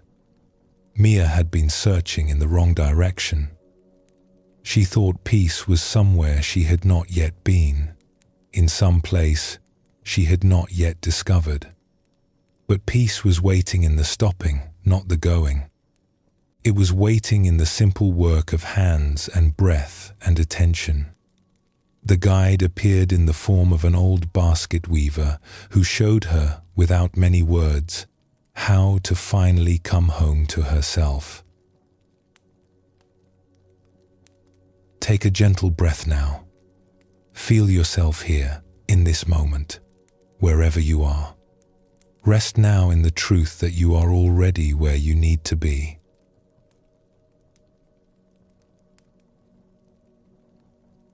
The Buddha's first teaching after his awakening concerned suffering. He did not begin with joy or liberation or the beauty of enlightenment. He began with the simple truth that life contains difficulty, that all beings experience dissatisfaction, loss, and pain. This was not pessimism. It was honesty. And this honesty, the Buddha taught, is where the path begins. We often think of suffering as a problem to be solved, an obstacle to happiness, something that should not be there. We resist it. We fight against it. We tell ourselves that if only we could eliminate suffering, then we would finally be at peace. But the Buddha saw something different. He saw that suffering itself can be a teacher, that our pain, properly understood, points us toward freedom. When we are comfortable, we rarely question our lives. We go along with the familiar patterns, the usual assumptions, the stories we have always told ourselves. But when suffering arrives, something cracks open. We are forced to look more deeply. We begin to ask questions we have been avoiding. We become willing to see what we have been hiding from ourselves. This is why difficulty can be a doorway. Not because suffering is good in itself, but because it wakes us up. It shows us that the way we have been living is not working. It creates an opening for something new to emerge. The footprints we seek often become visible only when the ground we were standing on gives way beneath us. Let us explore how suffering can point the way, and how the very things we wish to escape can lead us toward what we most deeply need.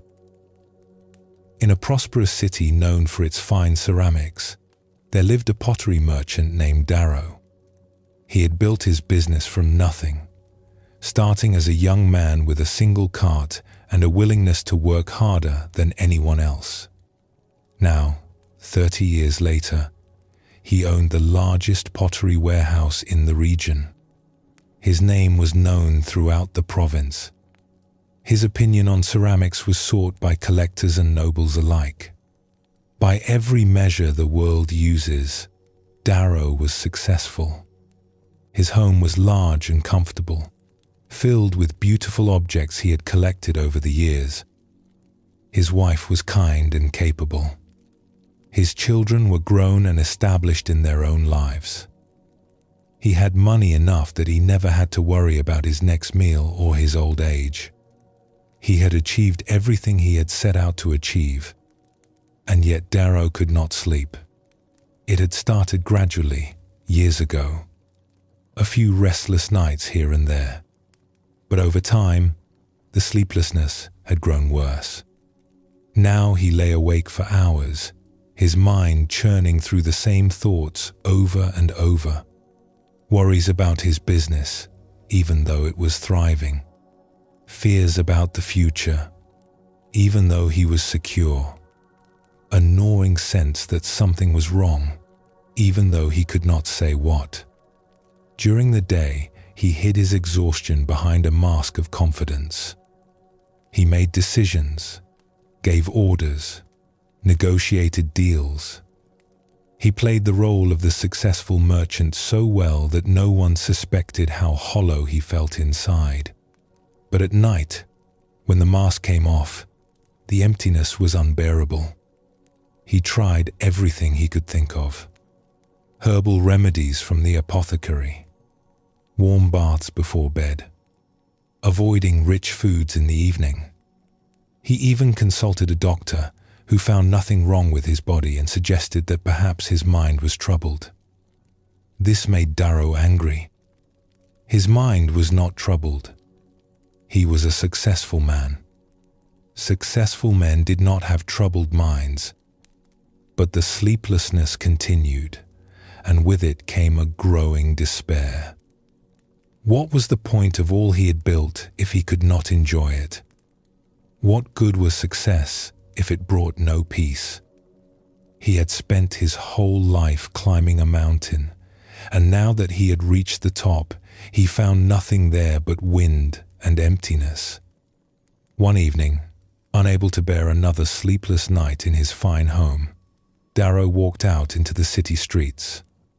He walked without direction, letting his feet carry him where they would.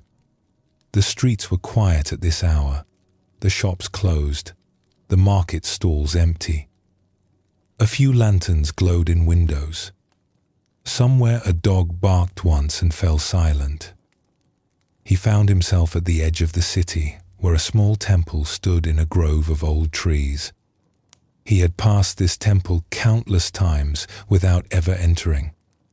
Temples were for the devout, for those seeking comfort in ritual and tradition. Darrow had always considered himself too practical for such things.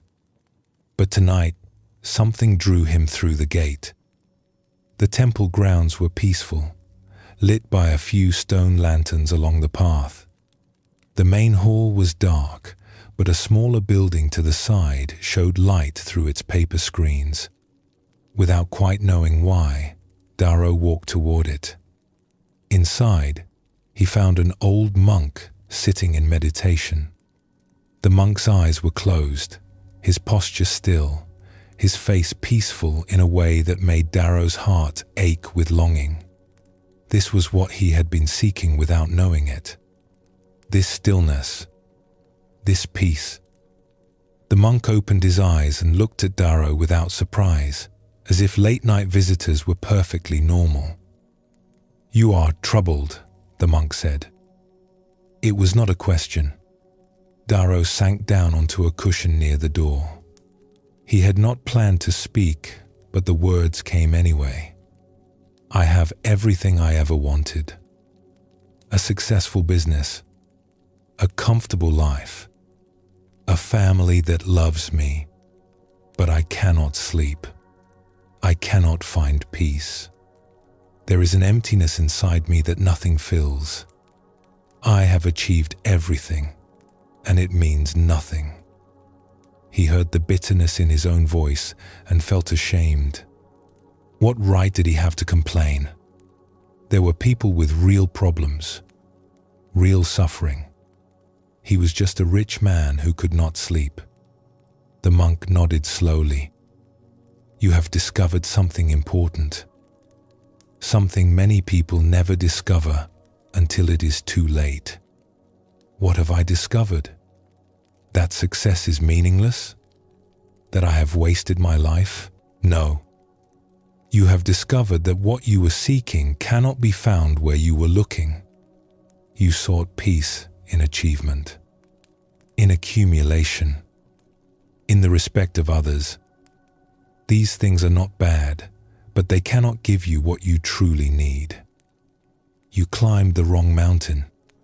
Darrow felt a flash of anger. Then what is the right mountain? Where should I have been looking? The monk smiled gently. The peace you seek is not outside you. It is not something you can earn or buy or achieve. It is already here, already present, waiting for you to notice. But you have been so busy climbing that you never stopped to look. He gestured to the cushion across from him. Sit with me for a while. Do nothing. Seek nothing. Just sit and breathe and be here. Let the striving rest for a few moments. Darrow wanted to argue. He wanted to point out that doing nothing was not a solution, that problems required action, that his practical mind needed something more concrete than sitting and breathing. But he was so tired. Tired of trying. Tired of failing to find what he needed. So he moved to the cushion and sat. At first, his mind raced even faster than usual. Thoughts about his business, his sleeplessness, his frustration with this simple monk who probably knew nothing about the real world. Thoughts about how foolish he must look, a wealthy merchant sitting in a temple in the middle of the night. Thoughts about all the things he should be doing instead of sitting here doing nothing. But the monk said nothing. He simply sat, breathing quietly, present and peaceful. And somehow that silence, that stillness, began to seep into Darrow. Not because he was trying to be still, but because the monk's presence was like a calm lake, and Darrow was a stone that had been thrown into it. The ripples gradually settled. Gradually, almost imperceptibly, something shifted in Darrow. The racing slowed. The thoughts continued, but they seemed less urgent, less demanding. They arose and passed away, and he did not have to follow each one. He noticed his own breathing, the rise and fall of his chest, the simple fact that he was alive in this moment, in this small room, in the quiet of the night. He noticed the flickering of the lantern, the smell of incense, the distant sound of night insects. For just a few moments, the emptiness lifted. He felt something he had not felt in years. A sense of being okay, not because anything had changed in his life, not because his problems had been solved, but because he had stopped fighting. He had stopped striving. He had let himself simply be, without needing to achieve or fix or improve anything. The monk opened his eyes. There. Did you feel it? Darrow nodded, not trusting himself to speak. His eyes were wet, though he could not have said why. That peace is always available. It is what remains when you stop adding struggle to each moment. You cannot achieve it because it is not an achievement. You can only allow it. You have been trying so hard to find peace that your trying itself was blocking it. Darrow sat with this for a long time. The night deepened around them. The lantern flickered and steadied. My suffering brought me here, he finally said. If I had been sleeping well, if I had been content with my success, I would never have walked through your gate. Yes, the monk agreed. This is the gift of suffering. It shows us that the way we have been living is not working. It opens us to something new. Many people have everything you have and never question their lives. They stay comfortable and asleep. But your discomfort woke you up. It brought you here, to this moment, to this possibility. Darrow returned to the temple many times in the months that followed. He learned to sit in meditation, though his busy mind resisted at first. He learned to notice when he was striving and to let the striving rest. He learned that the emptiness he had felt was not a defect, but a messenger, pointing him toward what he had been missing. His business continued. His life continued. But something had changed at the center of it all. He had found a peace that did not depend on achievement or accumulation. A peace that was available in any moment, if he only stopped struggling long enough to notice it. And it had started with suffering, with sleepless nights and gnawing emptiness. The very things he had wished away had been the footprints leading him home. This story shows us how suffering can be a doorway rather than merely a burden. Darrow had everything the world says should make us happy, yet he was not at peace. His suffering was not a sign that something was wrong with him. It was a sign that something was right. It was his deeper self, calling him toward what he truly needed, refusing to let him stay asleep in comfortable numbness. The Buddha taught that the first step on the path is recognizing suffering. Not denying it, not running from it, not pretending everything is fine when it is not. Just seeing clearly that there is dissatisfaction, that something is not working, that the life we are living is not bringing us peace. This honest seeing is the beginning of freedom. Without it, we stay asleep, going through the motions, never questioning the assumptions that keep us stuck. We can live our entire lives on the surface, never diving into the depths where true peace waits. Zen speaks of the great doubt as essential to awakening. This is not skepticism or negativity. It is the genuine questioning that arises when our usual answers stop working, when success does not bring peace, when achievement does not bring satisfaction, when everything we thought we wanted leaves us empty and wondering what the point of it all might be. In that doubt, in that dissatisfaction, something can open. We become willing to look in new directions. We become humble enough to admit we do not know the way. Buddhism shows us that suffering is not punishment. It is not a sign that we have failed or that we are broken. It is simply the friction that arises when we are living out of alignment with reality. When we stop fighting this friction and start listening to it, it becomes a guide. It shows us where we are stuck. It points us toward what we have been missing. The footprints appear precisely where the ground gives way beneath us. In a valley where the plum trees bloomed each spring in clouds of pink and white, there lived a woman named Kimmy who had devoted her life to a single dream. She wanted to create a school for the village children, a place where they could learn to read and write and think, skills that had been denied to most people of her generation.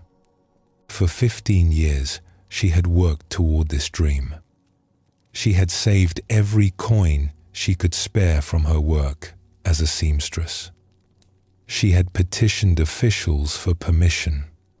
She had gathered books and materials, storing them carefully in wooden chests. She had found a building, an old storehouse that could be converted into classrooms. She had recruited other women who shared her vision and were willing to teach. Everything was finally coming together. The permissions had been granted. The building was being prepared. The first students would arrive in just a few months. After all these years, her dream was about to become real. And then the flood came. It was the worst flood in living memory. The river burst its banks after days of heavy rain, sending water rushing through the lower parts of the village. The old storehouse where Kimmy had gathered her books and materials was directly in the flood's path. When the waters finally receded, there was nothing left. The books were ruined, their pages turned to pulp. The building's walls had collapsed. The work of 15 years had been swept away in a single night. Kimmy stood in the wreckage and felt something inside her break. Not anger, though that would come later. Not even grief, though that would come too. Just a vast, terrible emptiness. As if the flood had swept away not just her school but her very reason for living. As if the water had rushed through her own heart and carried off everything that mattered. In the weeks that followed, Kimmy could barely function. She continued her work as a seamstress because she had to eat, because her hands remembered what to do even when her heart was numb. But her movements were mechanical, her eyes hollow. The needle went in and out. The thread pulled through. The garments took shape. But she was not really there. Friends tried to comfort her, but their words felt distant and meaningless. What could anyone say? 15 years of work, gone in a single night. A dream that had given shape to her whole adult life, destroyed by water and mud. Some friends told her to have faith that things would work out. Others told her she was strong and would rebuild. But she did not feel strong. She felt empty. She felt like the hollow shell of a person going through the motions of living. One morning, a traveling monk passed through the village. He had been on the road for many years, walking from place to place, offering teachings to whoever wished to hear. He was old and weathered, his robes patched in so many places they seemed more patched than original cloth, but his eyes held a kindness that made people want to speak to him, to share their troubles, to seek his counsel. Kimmy did not seek him out. She had no interest in teachings or philosophy. What good were words when the world had taken everything? What good was wisdom when you had lost the only thing that gave your life meaning? But the monk found her anyway, sitting outside her small home in the morning light, staring at nothing, her hands idle in her lap for once. "You have lost something precious," he said, settling onto a stone near her. Kimmy looked at him with dull eyes. "My life's work. My dream. Everything I cared about." The monk nodded. "I heard about the flood. I am sorry for what was lost. Sorry does not rebuild a school. Sorry does not bring back 15 years of work." "No," the monk agreed. "It does not. Nothing can bring back what is gone. That is the nature of things. They arise and they pass away. Even our greatest works, even our most precious dreams." Kimmy felt anger flicker inside her. "Is that your teaching? That nothing lasts, so why bother caring? I have heard such philosophy before. It brings no comfort." The monk smiled gently. "That is not my teaching. I do not say that caring is pointless. I say that loss is part of life, not a mistake or a punishment. When we resist this truth, we add suffering to suffering. But when we accept it, something surprising can happen." "What can possibly happen?" "My school is gone. My dream is dead. Dreams can die and be reborn. Buildings can be destroyed and rebuilt. The flood took your materials and your storehouse. Did it take your knowledge? Did it take your love for the children? Did it take the other women who shared your vision?" Kimmy was silent. She had not thought about it this way. She had been so lost in what was gone that she had not considered what remained. "The dream is not the building," the monk continued. "The dream is not the books, though books are helpful. The dream is something that lives in you, in your heart and mind. The flood could not touch that. It is still here, waiting for you to notice it. Kimmy felt something shift, just slightly, in the heaviness that had been crushing her. But how do I begin again? I am not young anymore. I do not have another 15 years to save and gather and prepare. Perhaps you do not need 15 years. Perhaps the first school was preparation for a different kind of beginning. You know now what is possible. You have allies who believe in the vision. You have learned lessons that only experience can teach. The flood took things that can be replaced. It could not take what truly matters. The monk reached into his bag and pulled out a small, worn book. Its pages were yellowed with age, its binding frayed. This was given to me many years ago by a teacher who had lost everything in a fire.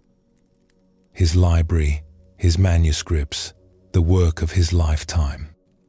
He told me that the fire was the greatest teaching he ever received. It showed him that his attachment to things had been obscuring his understanding of what truly mattered. After the fire, he became a greater teacher than before because he was no longer holding on so tightly. He offered the book to Kimmy. He gave me this one book that survived the fire. He said it was enough. He said that sometimes losing everything shows us how little we actually need. Kimmy took the book with trembling hands. She did not open it. She just held it, feeling its weight, its realness. I wanted to give up, she said quietly. I wanted to stop caring about anything because caring leads to loss. Yes, that is one response to suffering. To close down. To protect ourselves by not wanting anything. But there is another way. We can let the loss open us instead of close us. We can let it teach us what matters and what does not.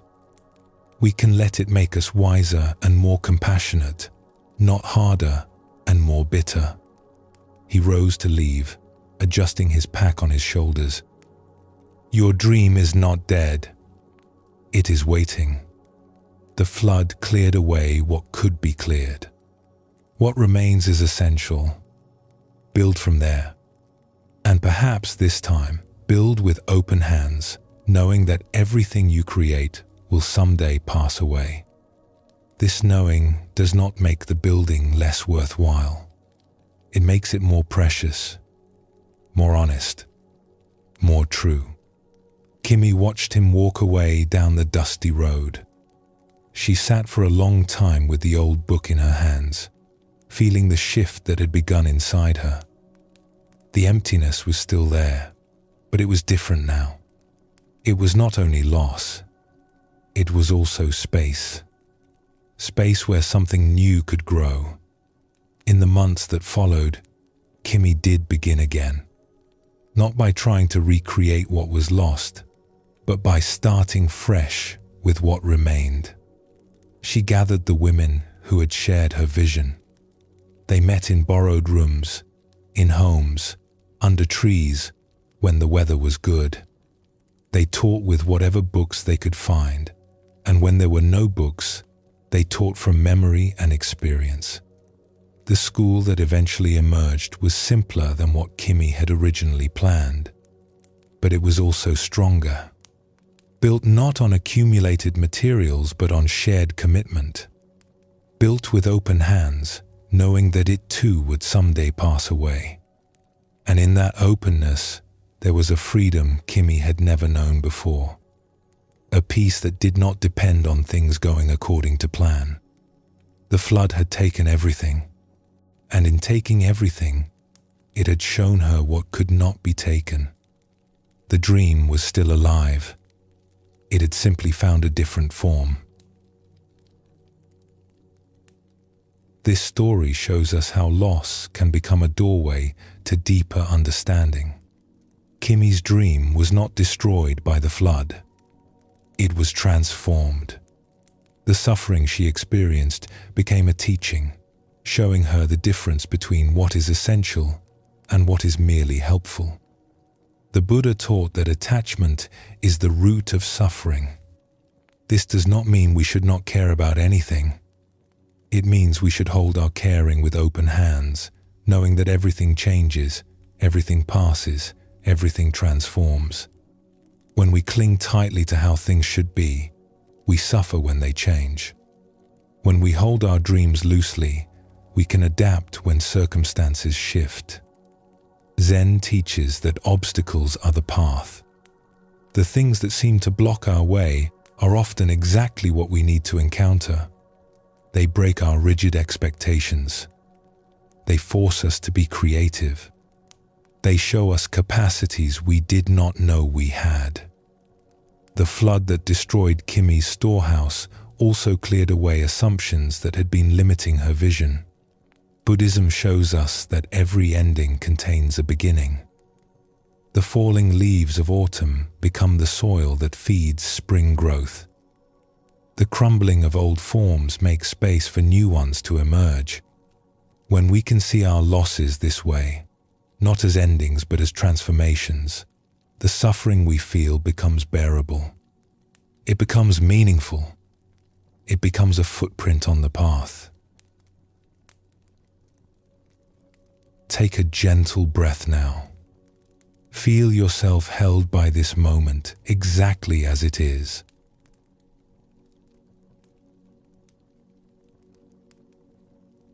Finding the footprints is not enough. We must choose to follow them. This is where many seekers falter. They glimpse the path. They see the signs pointing toward peace. They feel the stirring of something new inside them. But then they hesitate. They look back at the familiar life they have been living. They think of all they might lose, all the risks they might take, all the ways things could go wrong, and they turn away. The Buddha spoke of the path as something that must be walked, not just understood, not just believed in, but actually walked. Step by step, day by day. This walking requires something from us. It requires trust. Trust that the footprints lead somewhere real. Trust that the glimpses we have seen are not illusions. Trust that we have the strength to continue even when the way grows difficult. It also requires courage. The courage to leave behind what is familiar. The courage to disappoint those who expect us to stay the same. The courage to face our own doubts and fears and keep going anyway. This courage is not the absence of fear. It is the willingness to move forward despite fear. To take the next step even when we cannot see where the path leads. Zen teaches that the journey of 1,000 miles begins with a single step. This simple truth is easy to say and difficult to live, but it points to something essential. We do not need to see the whole path before we begin. We do not need certainty or guarantees. We need only the willingness to take one step, then another, then another. The path reveals itself to those who walk it. Let us explore what it means to follow the trail. What it takes to begin, and what it takes to continue. On a stretch of coast where the fishing was good and the storms were fierce, there lived a man named Borrow who had fished these waters all his life. His father had been a fisherman, and his father before him, going back generations beyond counting. Borrow knew the sea the way he knew his own hands. He knew where the fish gathered in each season. He knew how to read the clouds for coming weather. He knew the rhythms of tide and current that had governed his family's life for as long as anyone could remember. It was a good life in many ways. Honest work, fresh air, the satisfaction of bringing in a catch that would feed his village. Borrow had a wife who loved him, children who were growing strong, a place in a community that valued what he did. By any reasonable measure, He should have been content. But something had been stirring in him lately. A restlessness he could not name.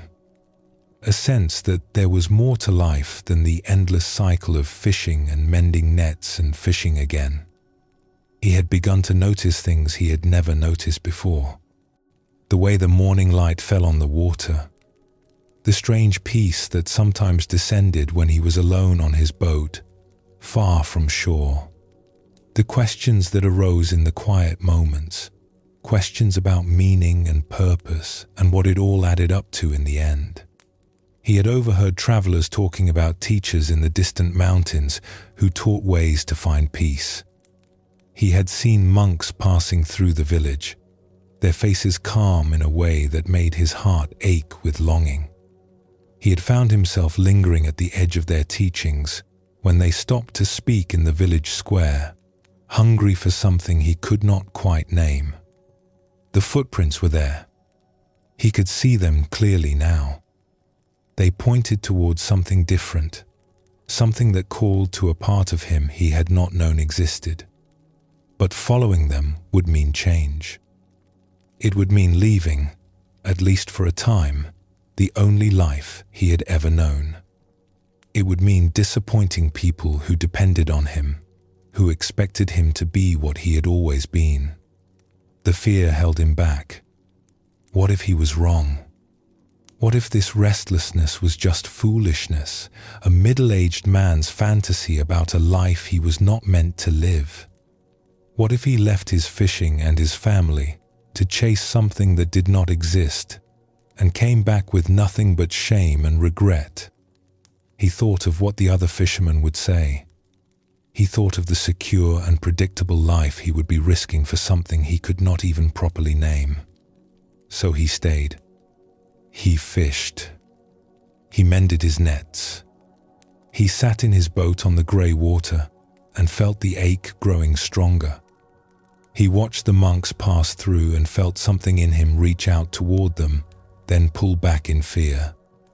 The footprints were there, clear as the tide line on the beach, but he could not bring himself to take the first step. Days turned to weeks. Weeks turned to months. The call did not fade, but he learned to live with it, the way you learn to live with a wound that never quite heals. One evening, as the autumn winds began to blow cold from the north, Boro sat with his elderly father on the rocks above the harbor. The old man had stopped fishing years ago, his body too worn for the work, his hands too stiff to handle the nets. But he still came to watch the boats come in each day. It was his way of staying connected to the life he had lived. They sat in companionable silence as they often did, watching the sun sink toward the water, painting the clouds in shades of amber and rose. "Something is troubling you," his father said after a while. It was not a question. The old man had always been able to read his son, even when Boro was a child trying to hide some mischief. "You have been carrying something heavy for a long time now. I see it in the way you walk. I hear it in the silences between your words." Boro hesitated. He had not spoken of his restlessness to anyone, not even his wife. It felt shameful somehow, like a betrayal of everything his family had built over generations. How could he explain that the life they had given him, the life that should have been enough, was not enough? How could he say such a thing without hurting everyone he loved? "I have been feeling unsettled," he finally said, the words coming slowly. "There is something calling me, something I cannot explain. I feel it when I am alone on the water. I feel it when the monks pass through. A pull toward something different, something more. But I am afraid to follow it. I am afraid of what I might lose. I am afraid of being a fool." His father was quiet for a long time, watching the orange light spread across the waves like fire on water. The wind picked up, carrying the smell of salt and seaweed. Somewhere below them, the boats creaked against their moorings. "When I was your age," he said slowly, "I felt the same thing. A pull towards something I could not name, a sense that there was more to life than what I knew." Boro turned to look at him, surprised. His father had never spoken of such things. "What did you do?" The old man's face was sad in the fading light. "I did nothing. I was afraid, just as you are. I told myself that my duties were here, that my family needed me, that it was foolish to chase dreams when there was real work to be done. I buried that feeling and went on with my life." He paused, and when he spoke again, his voice was heavy. "I have had a good life. I do not regret my family, my work, the years I spent on the water. But there is something else, a wondering, a question that has followed me all these years. What would have happened if I had been brave enough to follow that call? What might I have discovered? I will never know. And that not knowing has been a weight I have carried every day since." He turned to face his son directly, his old eyes bright with something that might have been tears. "Do not make my mistake, Boro. Do not wait until you are old, and your body will not carry you to wonder what might have been. If something is calling you, answer it. If you have seen footprints on a path you do not understand, follow them. The fishing will still be here. Your family will still love you. But this call, this stirring in your heart, it may not wait forever. It may grow quiet if you ignore it too long, and then you will be left, as I have been left, with nothing but questions." Boro sat with his father's words long after the old man had gone to bed. He watched the stars emerge over the dark water. He felt the fear that had been holding him back, the comfortable weight of the familiar life, the 1,000 reasons to stay where he was. But he also felt something else now, the weight of his father's regret, the cost of not following, the knowledge that turning away from the call would not make it disappear. It would only add the burden of wandering to all the other burdens he carried. The next morning, Boro spoke with his wife. He told her everything he had been feeling, everything he had been afraid to say. She listened without interrupting, and when he finished, she took his hands in hers. "I have seen this in you," she said. "I have watched you become more distant, more troubled. I did not know what was causing it, but I knew something was pulling at you." She squeezed his hands. "Go. Find what you are looking for. We will be here when you return. And perhaps you will come back with something that helps all of us." Boro left the next week.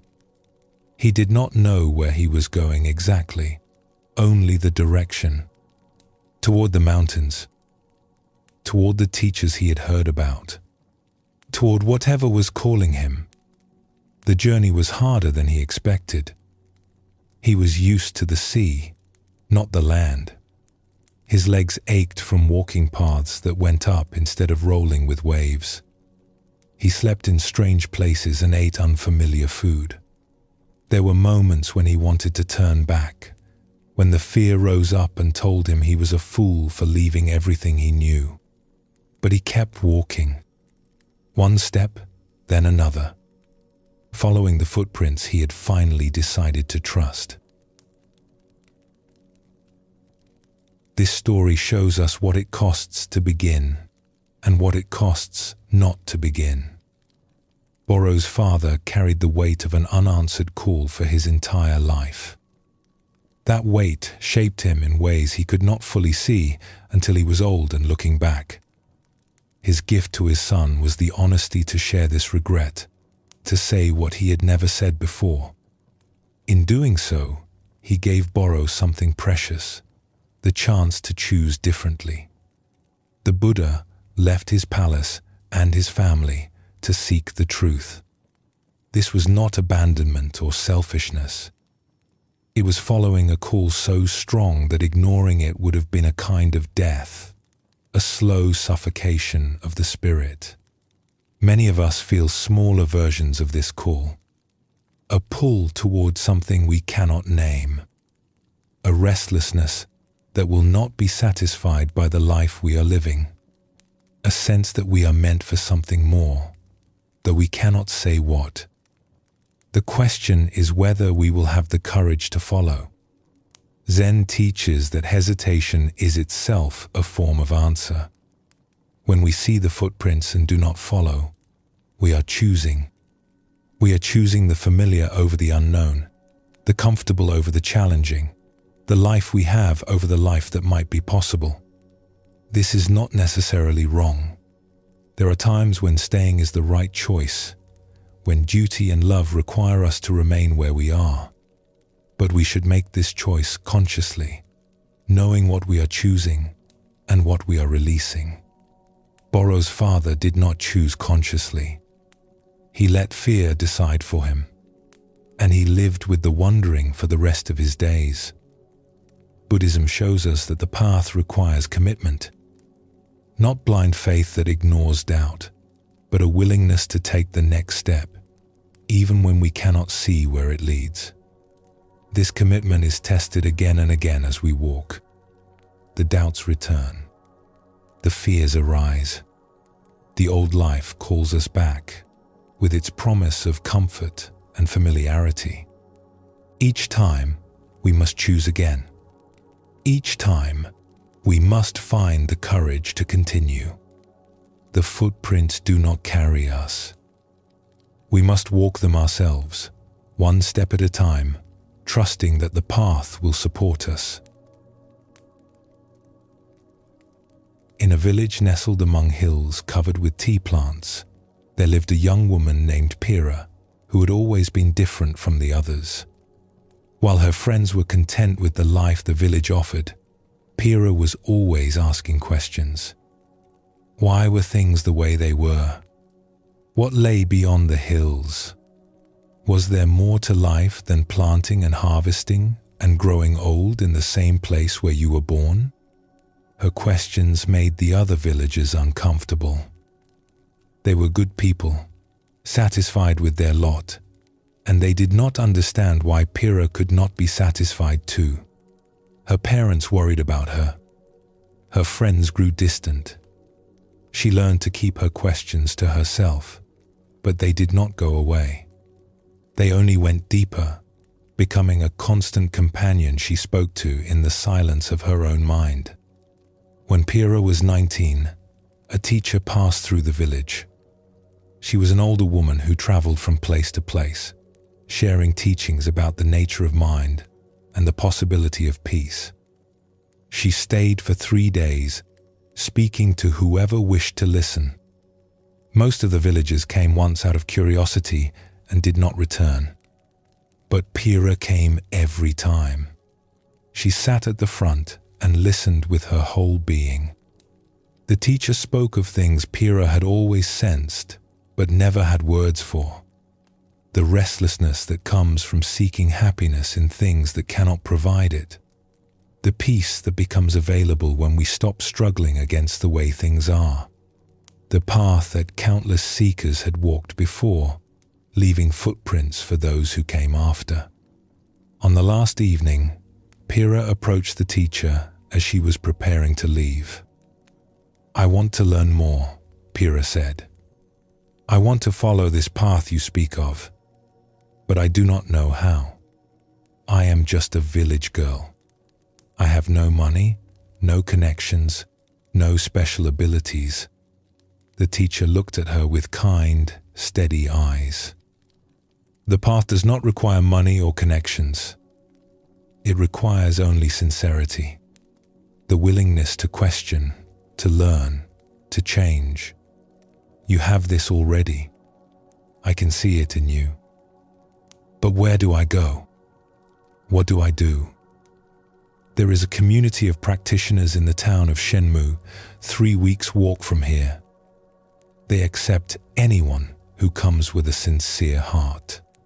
Go there. Tell them I sent you. Begin your training. The rest will unfold as it needs to. Pira felt excitement and terror in equal measure.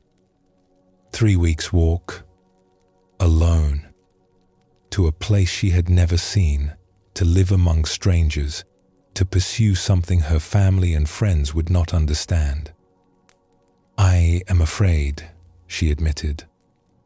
The teacher smiled. Of course you are. Fear is natural when we face the unknown. But fear is not a reason to stay where we are. It is just a feeling, like any other feeling. It arises and it passes. You do not have to obey it. You can feel the fear and take the step anyway. She placed a hand on Pira's shoulder. The path is real. The footprints are there. You have seen them. Now you must decide whether you will follow them or spend your life wondering what might have been. Pira left 3 days later. She told her parents she was going to study in a distant town, which was true in a way, though not the way they understood it. Her mother cried. Her father was silent and confused. Her friends looked at her as if she had lost her mind. The journey was longer and harder than she had imagined. She had never been more than a day's walk from her village. The world she knew was small and familiar, bounded by the tea-covered hills she had looked at every day of her life. Now she walked through landscapes she had never seen, past towns where people spoke with unfamiliar accents, and ate foods she did not recognize, along roads that seemed to stretch forever toward a horizon that never got closer. She walked through rain that soaked her to the bone, and had to shelter under trees until it passed. She walked through heat that made her head spin and had to rest in the shade of roadside shrines. She slept in fields when she could find no shelter, wrapped in her thin blanket, listening to sounds she could not identify. She ate sparingly, making her small supply of food last as long as possible, sometimes going a full day with nothing but water. There were nights when she lay under the stars and wondered what she was doing. She thought about turning back. She thought about the comfortable life she had left behind, the warmth of her mother's kitchen, the safety of the familiar, the ease of being what everyone expected her to be. She thought about what she would say if she returned now, how she would explain her failure, how she would live with the knowledge that she had not been strong enough. The fear came in waves, sometimes so strong she could barely breathe. It whispered to her in the darkness. It told her she was foolish, that she was not special, that the teacher had been wrong to see something in her, that she would arrive at Shenmu and be turned away, that she would end up alone and lost with nowhere to go. But she kept walking. Each morning, no matter how she felt, she rose and took the first step, then the next, then the next. She remembered what the teacher had said. Fear is just a feeling. It arises and it passes. You do not have to obey it. Somewhere in the second week, something began to shift. The fear did not disappear, but it became smaller, less commanding, just one voice among many, instead of the only voice. Pira realized that she had been afraid her whole life. Afraid of her own questions. Afraid of being different.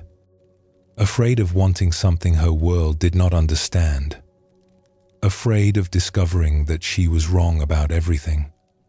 The walking was teaching her that she could feel afraid and still move forward. That courage was not the absence of fear, but the willingness to act despite it. That her legs would carry her even when her heart was trembling. When she finally arrived at Shenmu, exhausted, and travel-worn, she found the community the teacher had described. Simple buildings around a courtyard, people in plain robes going about their work with a quiet purposefulness. When she explained who had sent her, she was welcomed with warmth and given a place to stay. The training was difficult. There were hours of sitting in meditation when her legs ached and her mind raced. There were teachings she did not understand and practices that seemed pointless. There were moments when she felt completely lost, when she wondered if she had made a terrible mistake. But she stayed. She sat through the difficulty. She asked questions when she did not understand. She let herself not know, let herself be a beginner, let herself fail and try again. Slowly, over months that stretched into years, something began to change in her. The restlessness that had driven her all her life began to settle.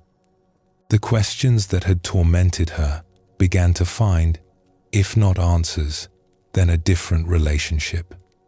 She was not the same person who had left the village. She was becoming something new. And it had all started with a decision to follow the footprints. A decision to trust that the path was real, even when she could not see where it led. A decision to take one step, then another, until the journey became her life. This story shows us what persistence looks like on the path. Pira did not find instant answers or immediate peace. She found difficulty, doubt, and moments when turning back seemed like the only sensible choice. She found exhaustion and loneliness and fear. But she kept walking. She kept showing up. She let the path shape her, even when the shaping was painful. And slowly, through the simple act of continuing, she became someone new. The Buddha taught that the path is gradual. We do not leap from confusion to clarity in a single bound. We take many small steps, each one building on the one before. There are setbacks and difficulties. There are times when we seem to be going backward instead of forward, when the progress we thought we made dissolves into doubt. But if we keep walking, if we keep following the footprints, we slowly become different. We slowly become free. The transformation happens not in spite of the difficulty, but through it. Zen emphasizes just this: showing up. The elaborate philosophies and profound experiences matter less than the simple act of continuing. Sitting when you do not want to sit. Walking when your legs are tired. Staying with the practice when it seems pointless and you cannot remember why you started. This persistence is not glamorous. It does not make for exciting stories, but it is what actually works. It is what actually transforms us. The path reveals itself to those who walk it, not to those who merely think about walking. Buddhism shows us that trust deepens through walking. At the beginning, we follow the footprints with little more than hope and longing. We trust because we have glimpsed something, because something calls us, because staying where we are has become unbearable. But as we walk, as we persist through difficulty, the trust becomes something more solid. We see that the path is real because we are living it. We know that peace is possible because we are beginning to taste it. The footprints we followed on faith become the ground beneath our feet. What was hope becomes knowledge. What was belief becomes experience. Take a gentle breath now and just pause for a moment.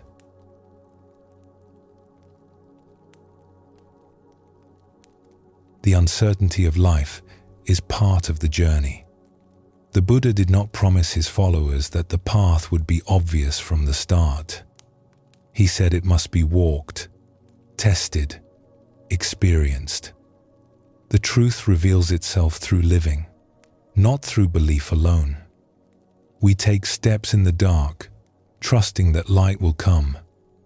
And gradually, it does. As we walk, as we continue following the signs we have glimpsed, something begins to change. The footprints that seemed so faint become clearer. The path that felt imaginary becomes solid beneath our feet. We look back at where we have been and see, with growing wonder, that the trail was there all along. Every step we took was on the path, even the steps we thought were mistakes. Every doubt we felt was part of the journey. Every moment of confusion was leading us forward. This is how the path becomes real. Not all at once, but gradually, through the accumulated evidence of our own experience. We began with hope. We continue with something stronger, a knowing that comes not from books or teachers, but from walking the ground ourselves. Zen speaks of this as the confirmation that arises from practice. We hear the teachings and we wonder if they are true. We try the practices and we doubt whether they are working. But if we persist, if we keep following the footprints, there comes a time when we no longer wonder. We know, not because someone told us, but because we have lived it. The path that seemed like a possibility becomes the path we are walking. The peace that seemed like a distant dream becomes the peace we are beginning to taste. Tonight, as we come to the end of our journey together, let us explore how the path becomes real. In a town where the river met the sea, there lived a tea house owner named Nori, who had been following the footprints for many years. She had not always been a seeker. For the first half of her life, she had been like most people, busy with the demands of daily existence, too occupied to wonder about deeper things. She had inherited the tea house from her mother, who had inherited it from her mother before her. It was a modest place, a few low tables in a room overlooking the water, where travelers and locals came to rest and drink tea and watch the boats pass by.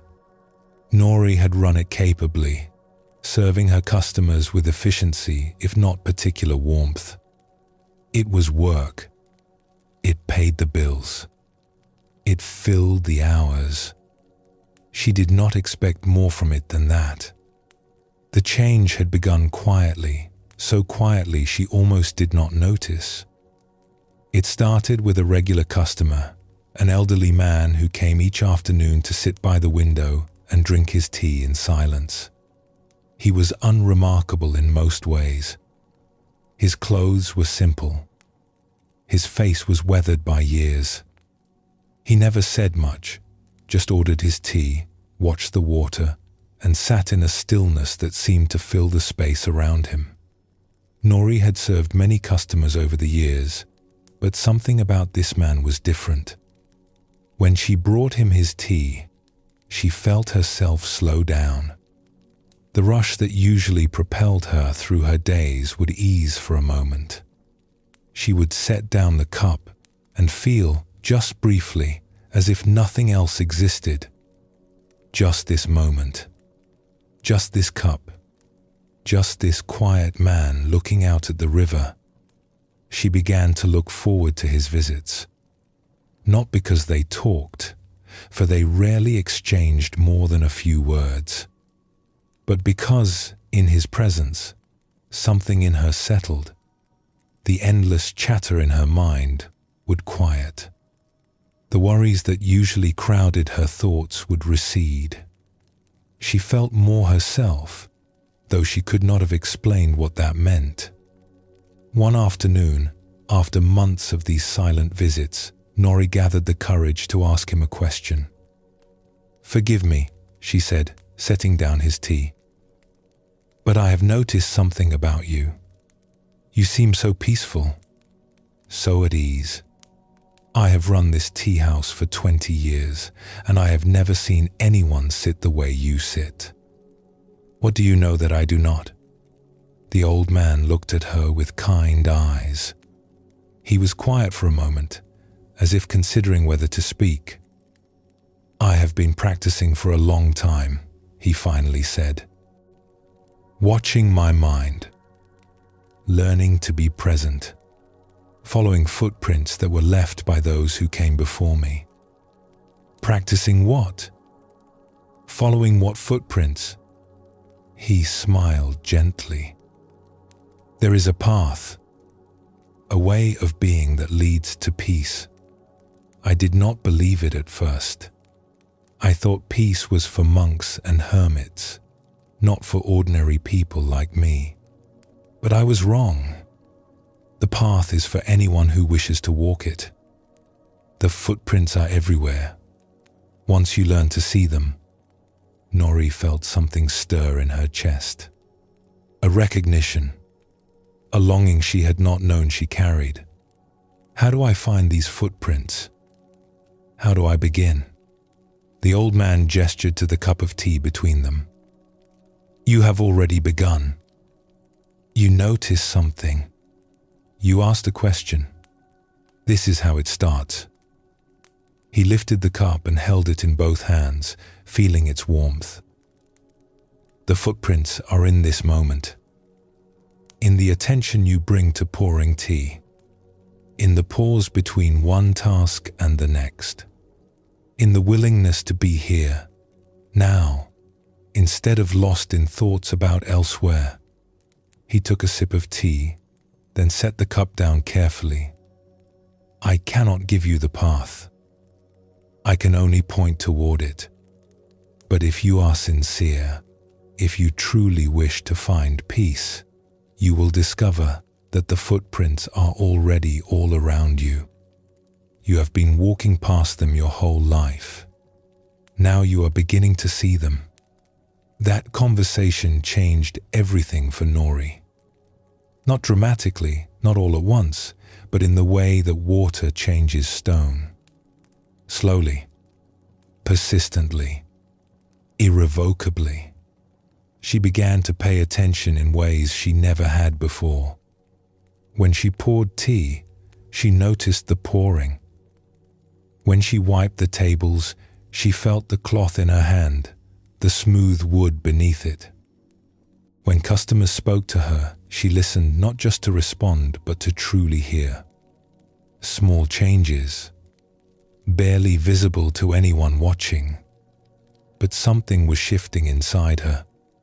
The old man continued to come each afternoon. Sometimes he would offer a word or two of guidance. Notice when your mind wanders. Come back to what is here. Do not judge yourself for losing the way. Just return. Again and again, return. But mostly, he simply sat in his peaceful silence, and that silence taught her more than any words could have. She sought out other sources of learning. She found books about meditation and read them late at night after the tea house closed. She attended talks by teachers who passed through the town. She began to sit in silence each morning before opening, just for a few minutes at first, then longer. The practices were simple. The path was not complicated. But walking it day after day, year after year, that was the work. That was where the transformation happened. There were times of doubt, times when the practice felt pointless and she wondered if she was fooling herself. Times when old habits surged back and she felt as lost as ever. Times when she thought about giving up, going back to the life she had lived before, the life of busyness and distraction that at least had the comfort of being familiar. But she kept going. She kept following the footprints. And slowly, so slowly she could not have said when it happened, something changed. The restlessness that had always been with her began to settle. The dissatisfaction that had colored everything began to lift. She found herself content in ways she had never been content before. Not because her circumstances were different. The tea house was the same. The customers were the same. The work was the same. But she was different. She was present in her own life in a way she had never been. Years passed. The old man eventually stopped coming. Nori heard that he had moved to the mountains to spend his final years in a small hermitage. She never saw him again, but she did not need to. He had given her the gift of pointing, and she had walked far enough on the path that she no longer needed someone to show her the way. One evening, a young traveler stopped at her tea house. She was weary from the road, her clothes dusty, her face tight with some unnamed worry. Nori served her tea and sat with her for a moment, as she often did now with customers who seemed to need company. "You seem troubled," Nori said gently. The young woman looked up with tired eyes. "I am searching for something. I do not even know what. I just know that life as I have been living it is not enough. I feel like there must be more, but I do not know where to find it." Nori smiled. She remembered feeling exactly this way, many years ago, before the old man had first pointed her toward the footprints. "Tell me," she said, "have you ever noticed how it feels to truly pay attention to something? Not while thinking about other things, but completely? Just one thing, filling your whole awareness?"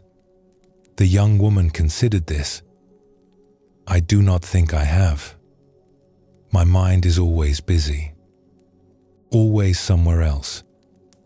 That busyness is what hides what you are seeking. The peace you long for is not somewhere else. It is here, in this moment, waiting for you to notice. But the busy mind keeps you from seeing it." She pushed the teacup closer to the young woman. "Try something. Pick up this cup.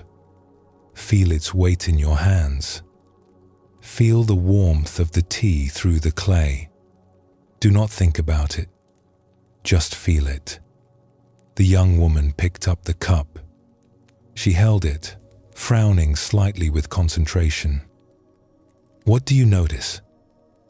Nori asked. "It is warm. Heavier than I expected. The surface is a little rough." "Good. Now take a sip. But do not drink the way you usually drink. Drink as if this were the first cup of tea you had ever tasted. Notice everything." The young woman raised the cup to her lips and drank. Something in her face softened. The tightness around her eyes eased just slightly. "There," Nori said. "That moment of attention. That is the beginning. That is the first footprint. The path you are seeking starts right here, with something as simple as truly tasting your tea." The young woman looked at her with wonder. "But how does drinking tea lead to peace? How does noticing things change anything?" Nori laughed softly. "I asked the same question many years ago. A wise man told me that the footprints are everywhere, once you learn to see them. I did not understand what he meant, but I followed his guidance. I practiced noticing. I practiced being here. And over time, slowly, the path became clear." She gestured to the tea house around them, the simple wooden walls, the view of the river in the fading light, the steam rising from the pot. "I have run this tea house for over 30 years now. The work has not changed, but I have changed. I used to serve tea while thinking about 100 other things. Now I serve tea. Just this cup. Just this customer. just this moment. And in that simplicity, there is peace. Not because the circumstances are special, but because I am finally here to experience them. The young woman was quiet for a long moment. How do I continue? How do I find more footprints? You pay attention. You notice when your mind pulls you away, and you come back. Again and again, you come back to what is here. That is the whole practice. It sounds simple, and it is simple, but it is also the work of a lifetime. Each time you return to the present moment, you are taking a step on the path. Each moment of true attention is a footprint showing you the way. Nori rose to attend to another customer who had just arrived. But before she left, she placed her hand briefly on the young woman's shoulder. "The path is real," she said. "I know because I have walked it. The peace you seek is real. I know because I have found it. Not perfectly, not completely, but enough to know it exists. Enough to know that every step you take toward it is worthwhile." She smiled. "You came here looking for something. Perhaps you have found the first footprint. Trust the path. It has been walked by countless seekers before you, and it will be walked by countless more after. You are not alone on this journey." This story shows us where the path can lead. Nori began where many of us begin, with a glimpse, a question, a longing for something more. She followed the footprints with patience and persistence, through doubt and difficulty, for many years. And what she found was not a dramatic transformation, but a quiet revolution. She became present in her own life. She found peace not by escaping her circumstances, but by fully inhabiting them. The Buddha taught that the path is available to everyone, not just monks or scholars or those with special gifts. Anyone who sincerely follows the footprints can find what Nori found. The peace that comes from presence, the freedom that comes from no longer running away from this moment, the simple joy of being fully here, now, in whatever life offers. Zen shows us that the extraordinary is hidden in the ordinary. Serving tea, wiping tables, watching boats pass on the river. These simple activities become doorways to awakening when we bring our full attention to them. We do not need to seek far away. We do not need to climb distant mountains or find secret teachings. The path is here. The footprints are in this very moment, waiting for us to see them. Buddhism teaches that the journey has no final destination, only deepening. Nori did not arrive at some point where the practice was complete and she could stop. She continued walking, continued paying attention, continued returning to the present moment. This is the nature of the path. It is not about reaching an end. It is about walking with ever greater presence, ever deeper peace, ever more complete engagement with the life we have been given. The footprints that seemed so faint at the beginning of our journey tonight have become clearer. The path that seemed uncertain has revealed itself. We have explored how the signs appear, how we learn to see them, how nature teaches us, how guides point the way, how suffering opens doors, how courage carries us forward. And now we see that all of this leads to something real, a peace that can be lived, a presence that can be practiced, a path that becomes more solid with every step we take.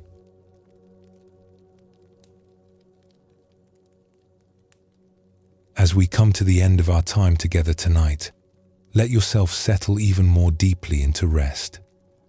We have explored the discovery of the footprints. We have seen how the signs appear through people and words, through nature and guides, through the very difficulties we wish to escape. We have felt what it means to learn, to see, to find the courage to follow, to persist when the way grows hard. And we have arrived at the simple truth that the path is real. It has been walked by countless seekers before us, and it waits for us now, clear and patient, ready to receive our next step. You do not need to remember all of this. The stories and teachings have done their work. They have settled into you like seeds falling onto quiet earth. In their own time, in their own way, they will grow. For now, there is nothing more to do. The footprints have been found. The direction is clear. You can rest now, trusting that the path will still be there when you wake. Trusting that each moment of presence, each breath of awareness, is itself a step on the way. Sleep will come when it is ready. There is no need to chase it.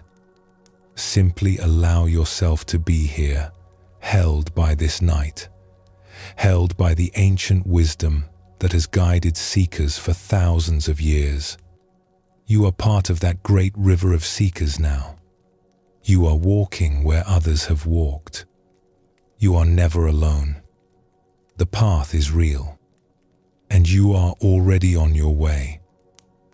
Sleep well, and thank you for joining us here at Sleepy Monk.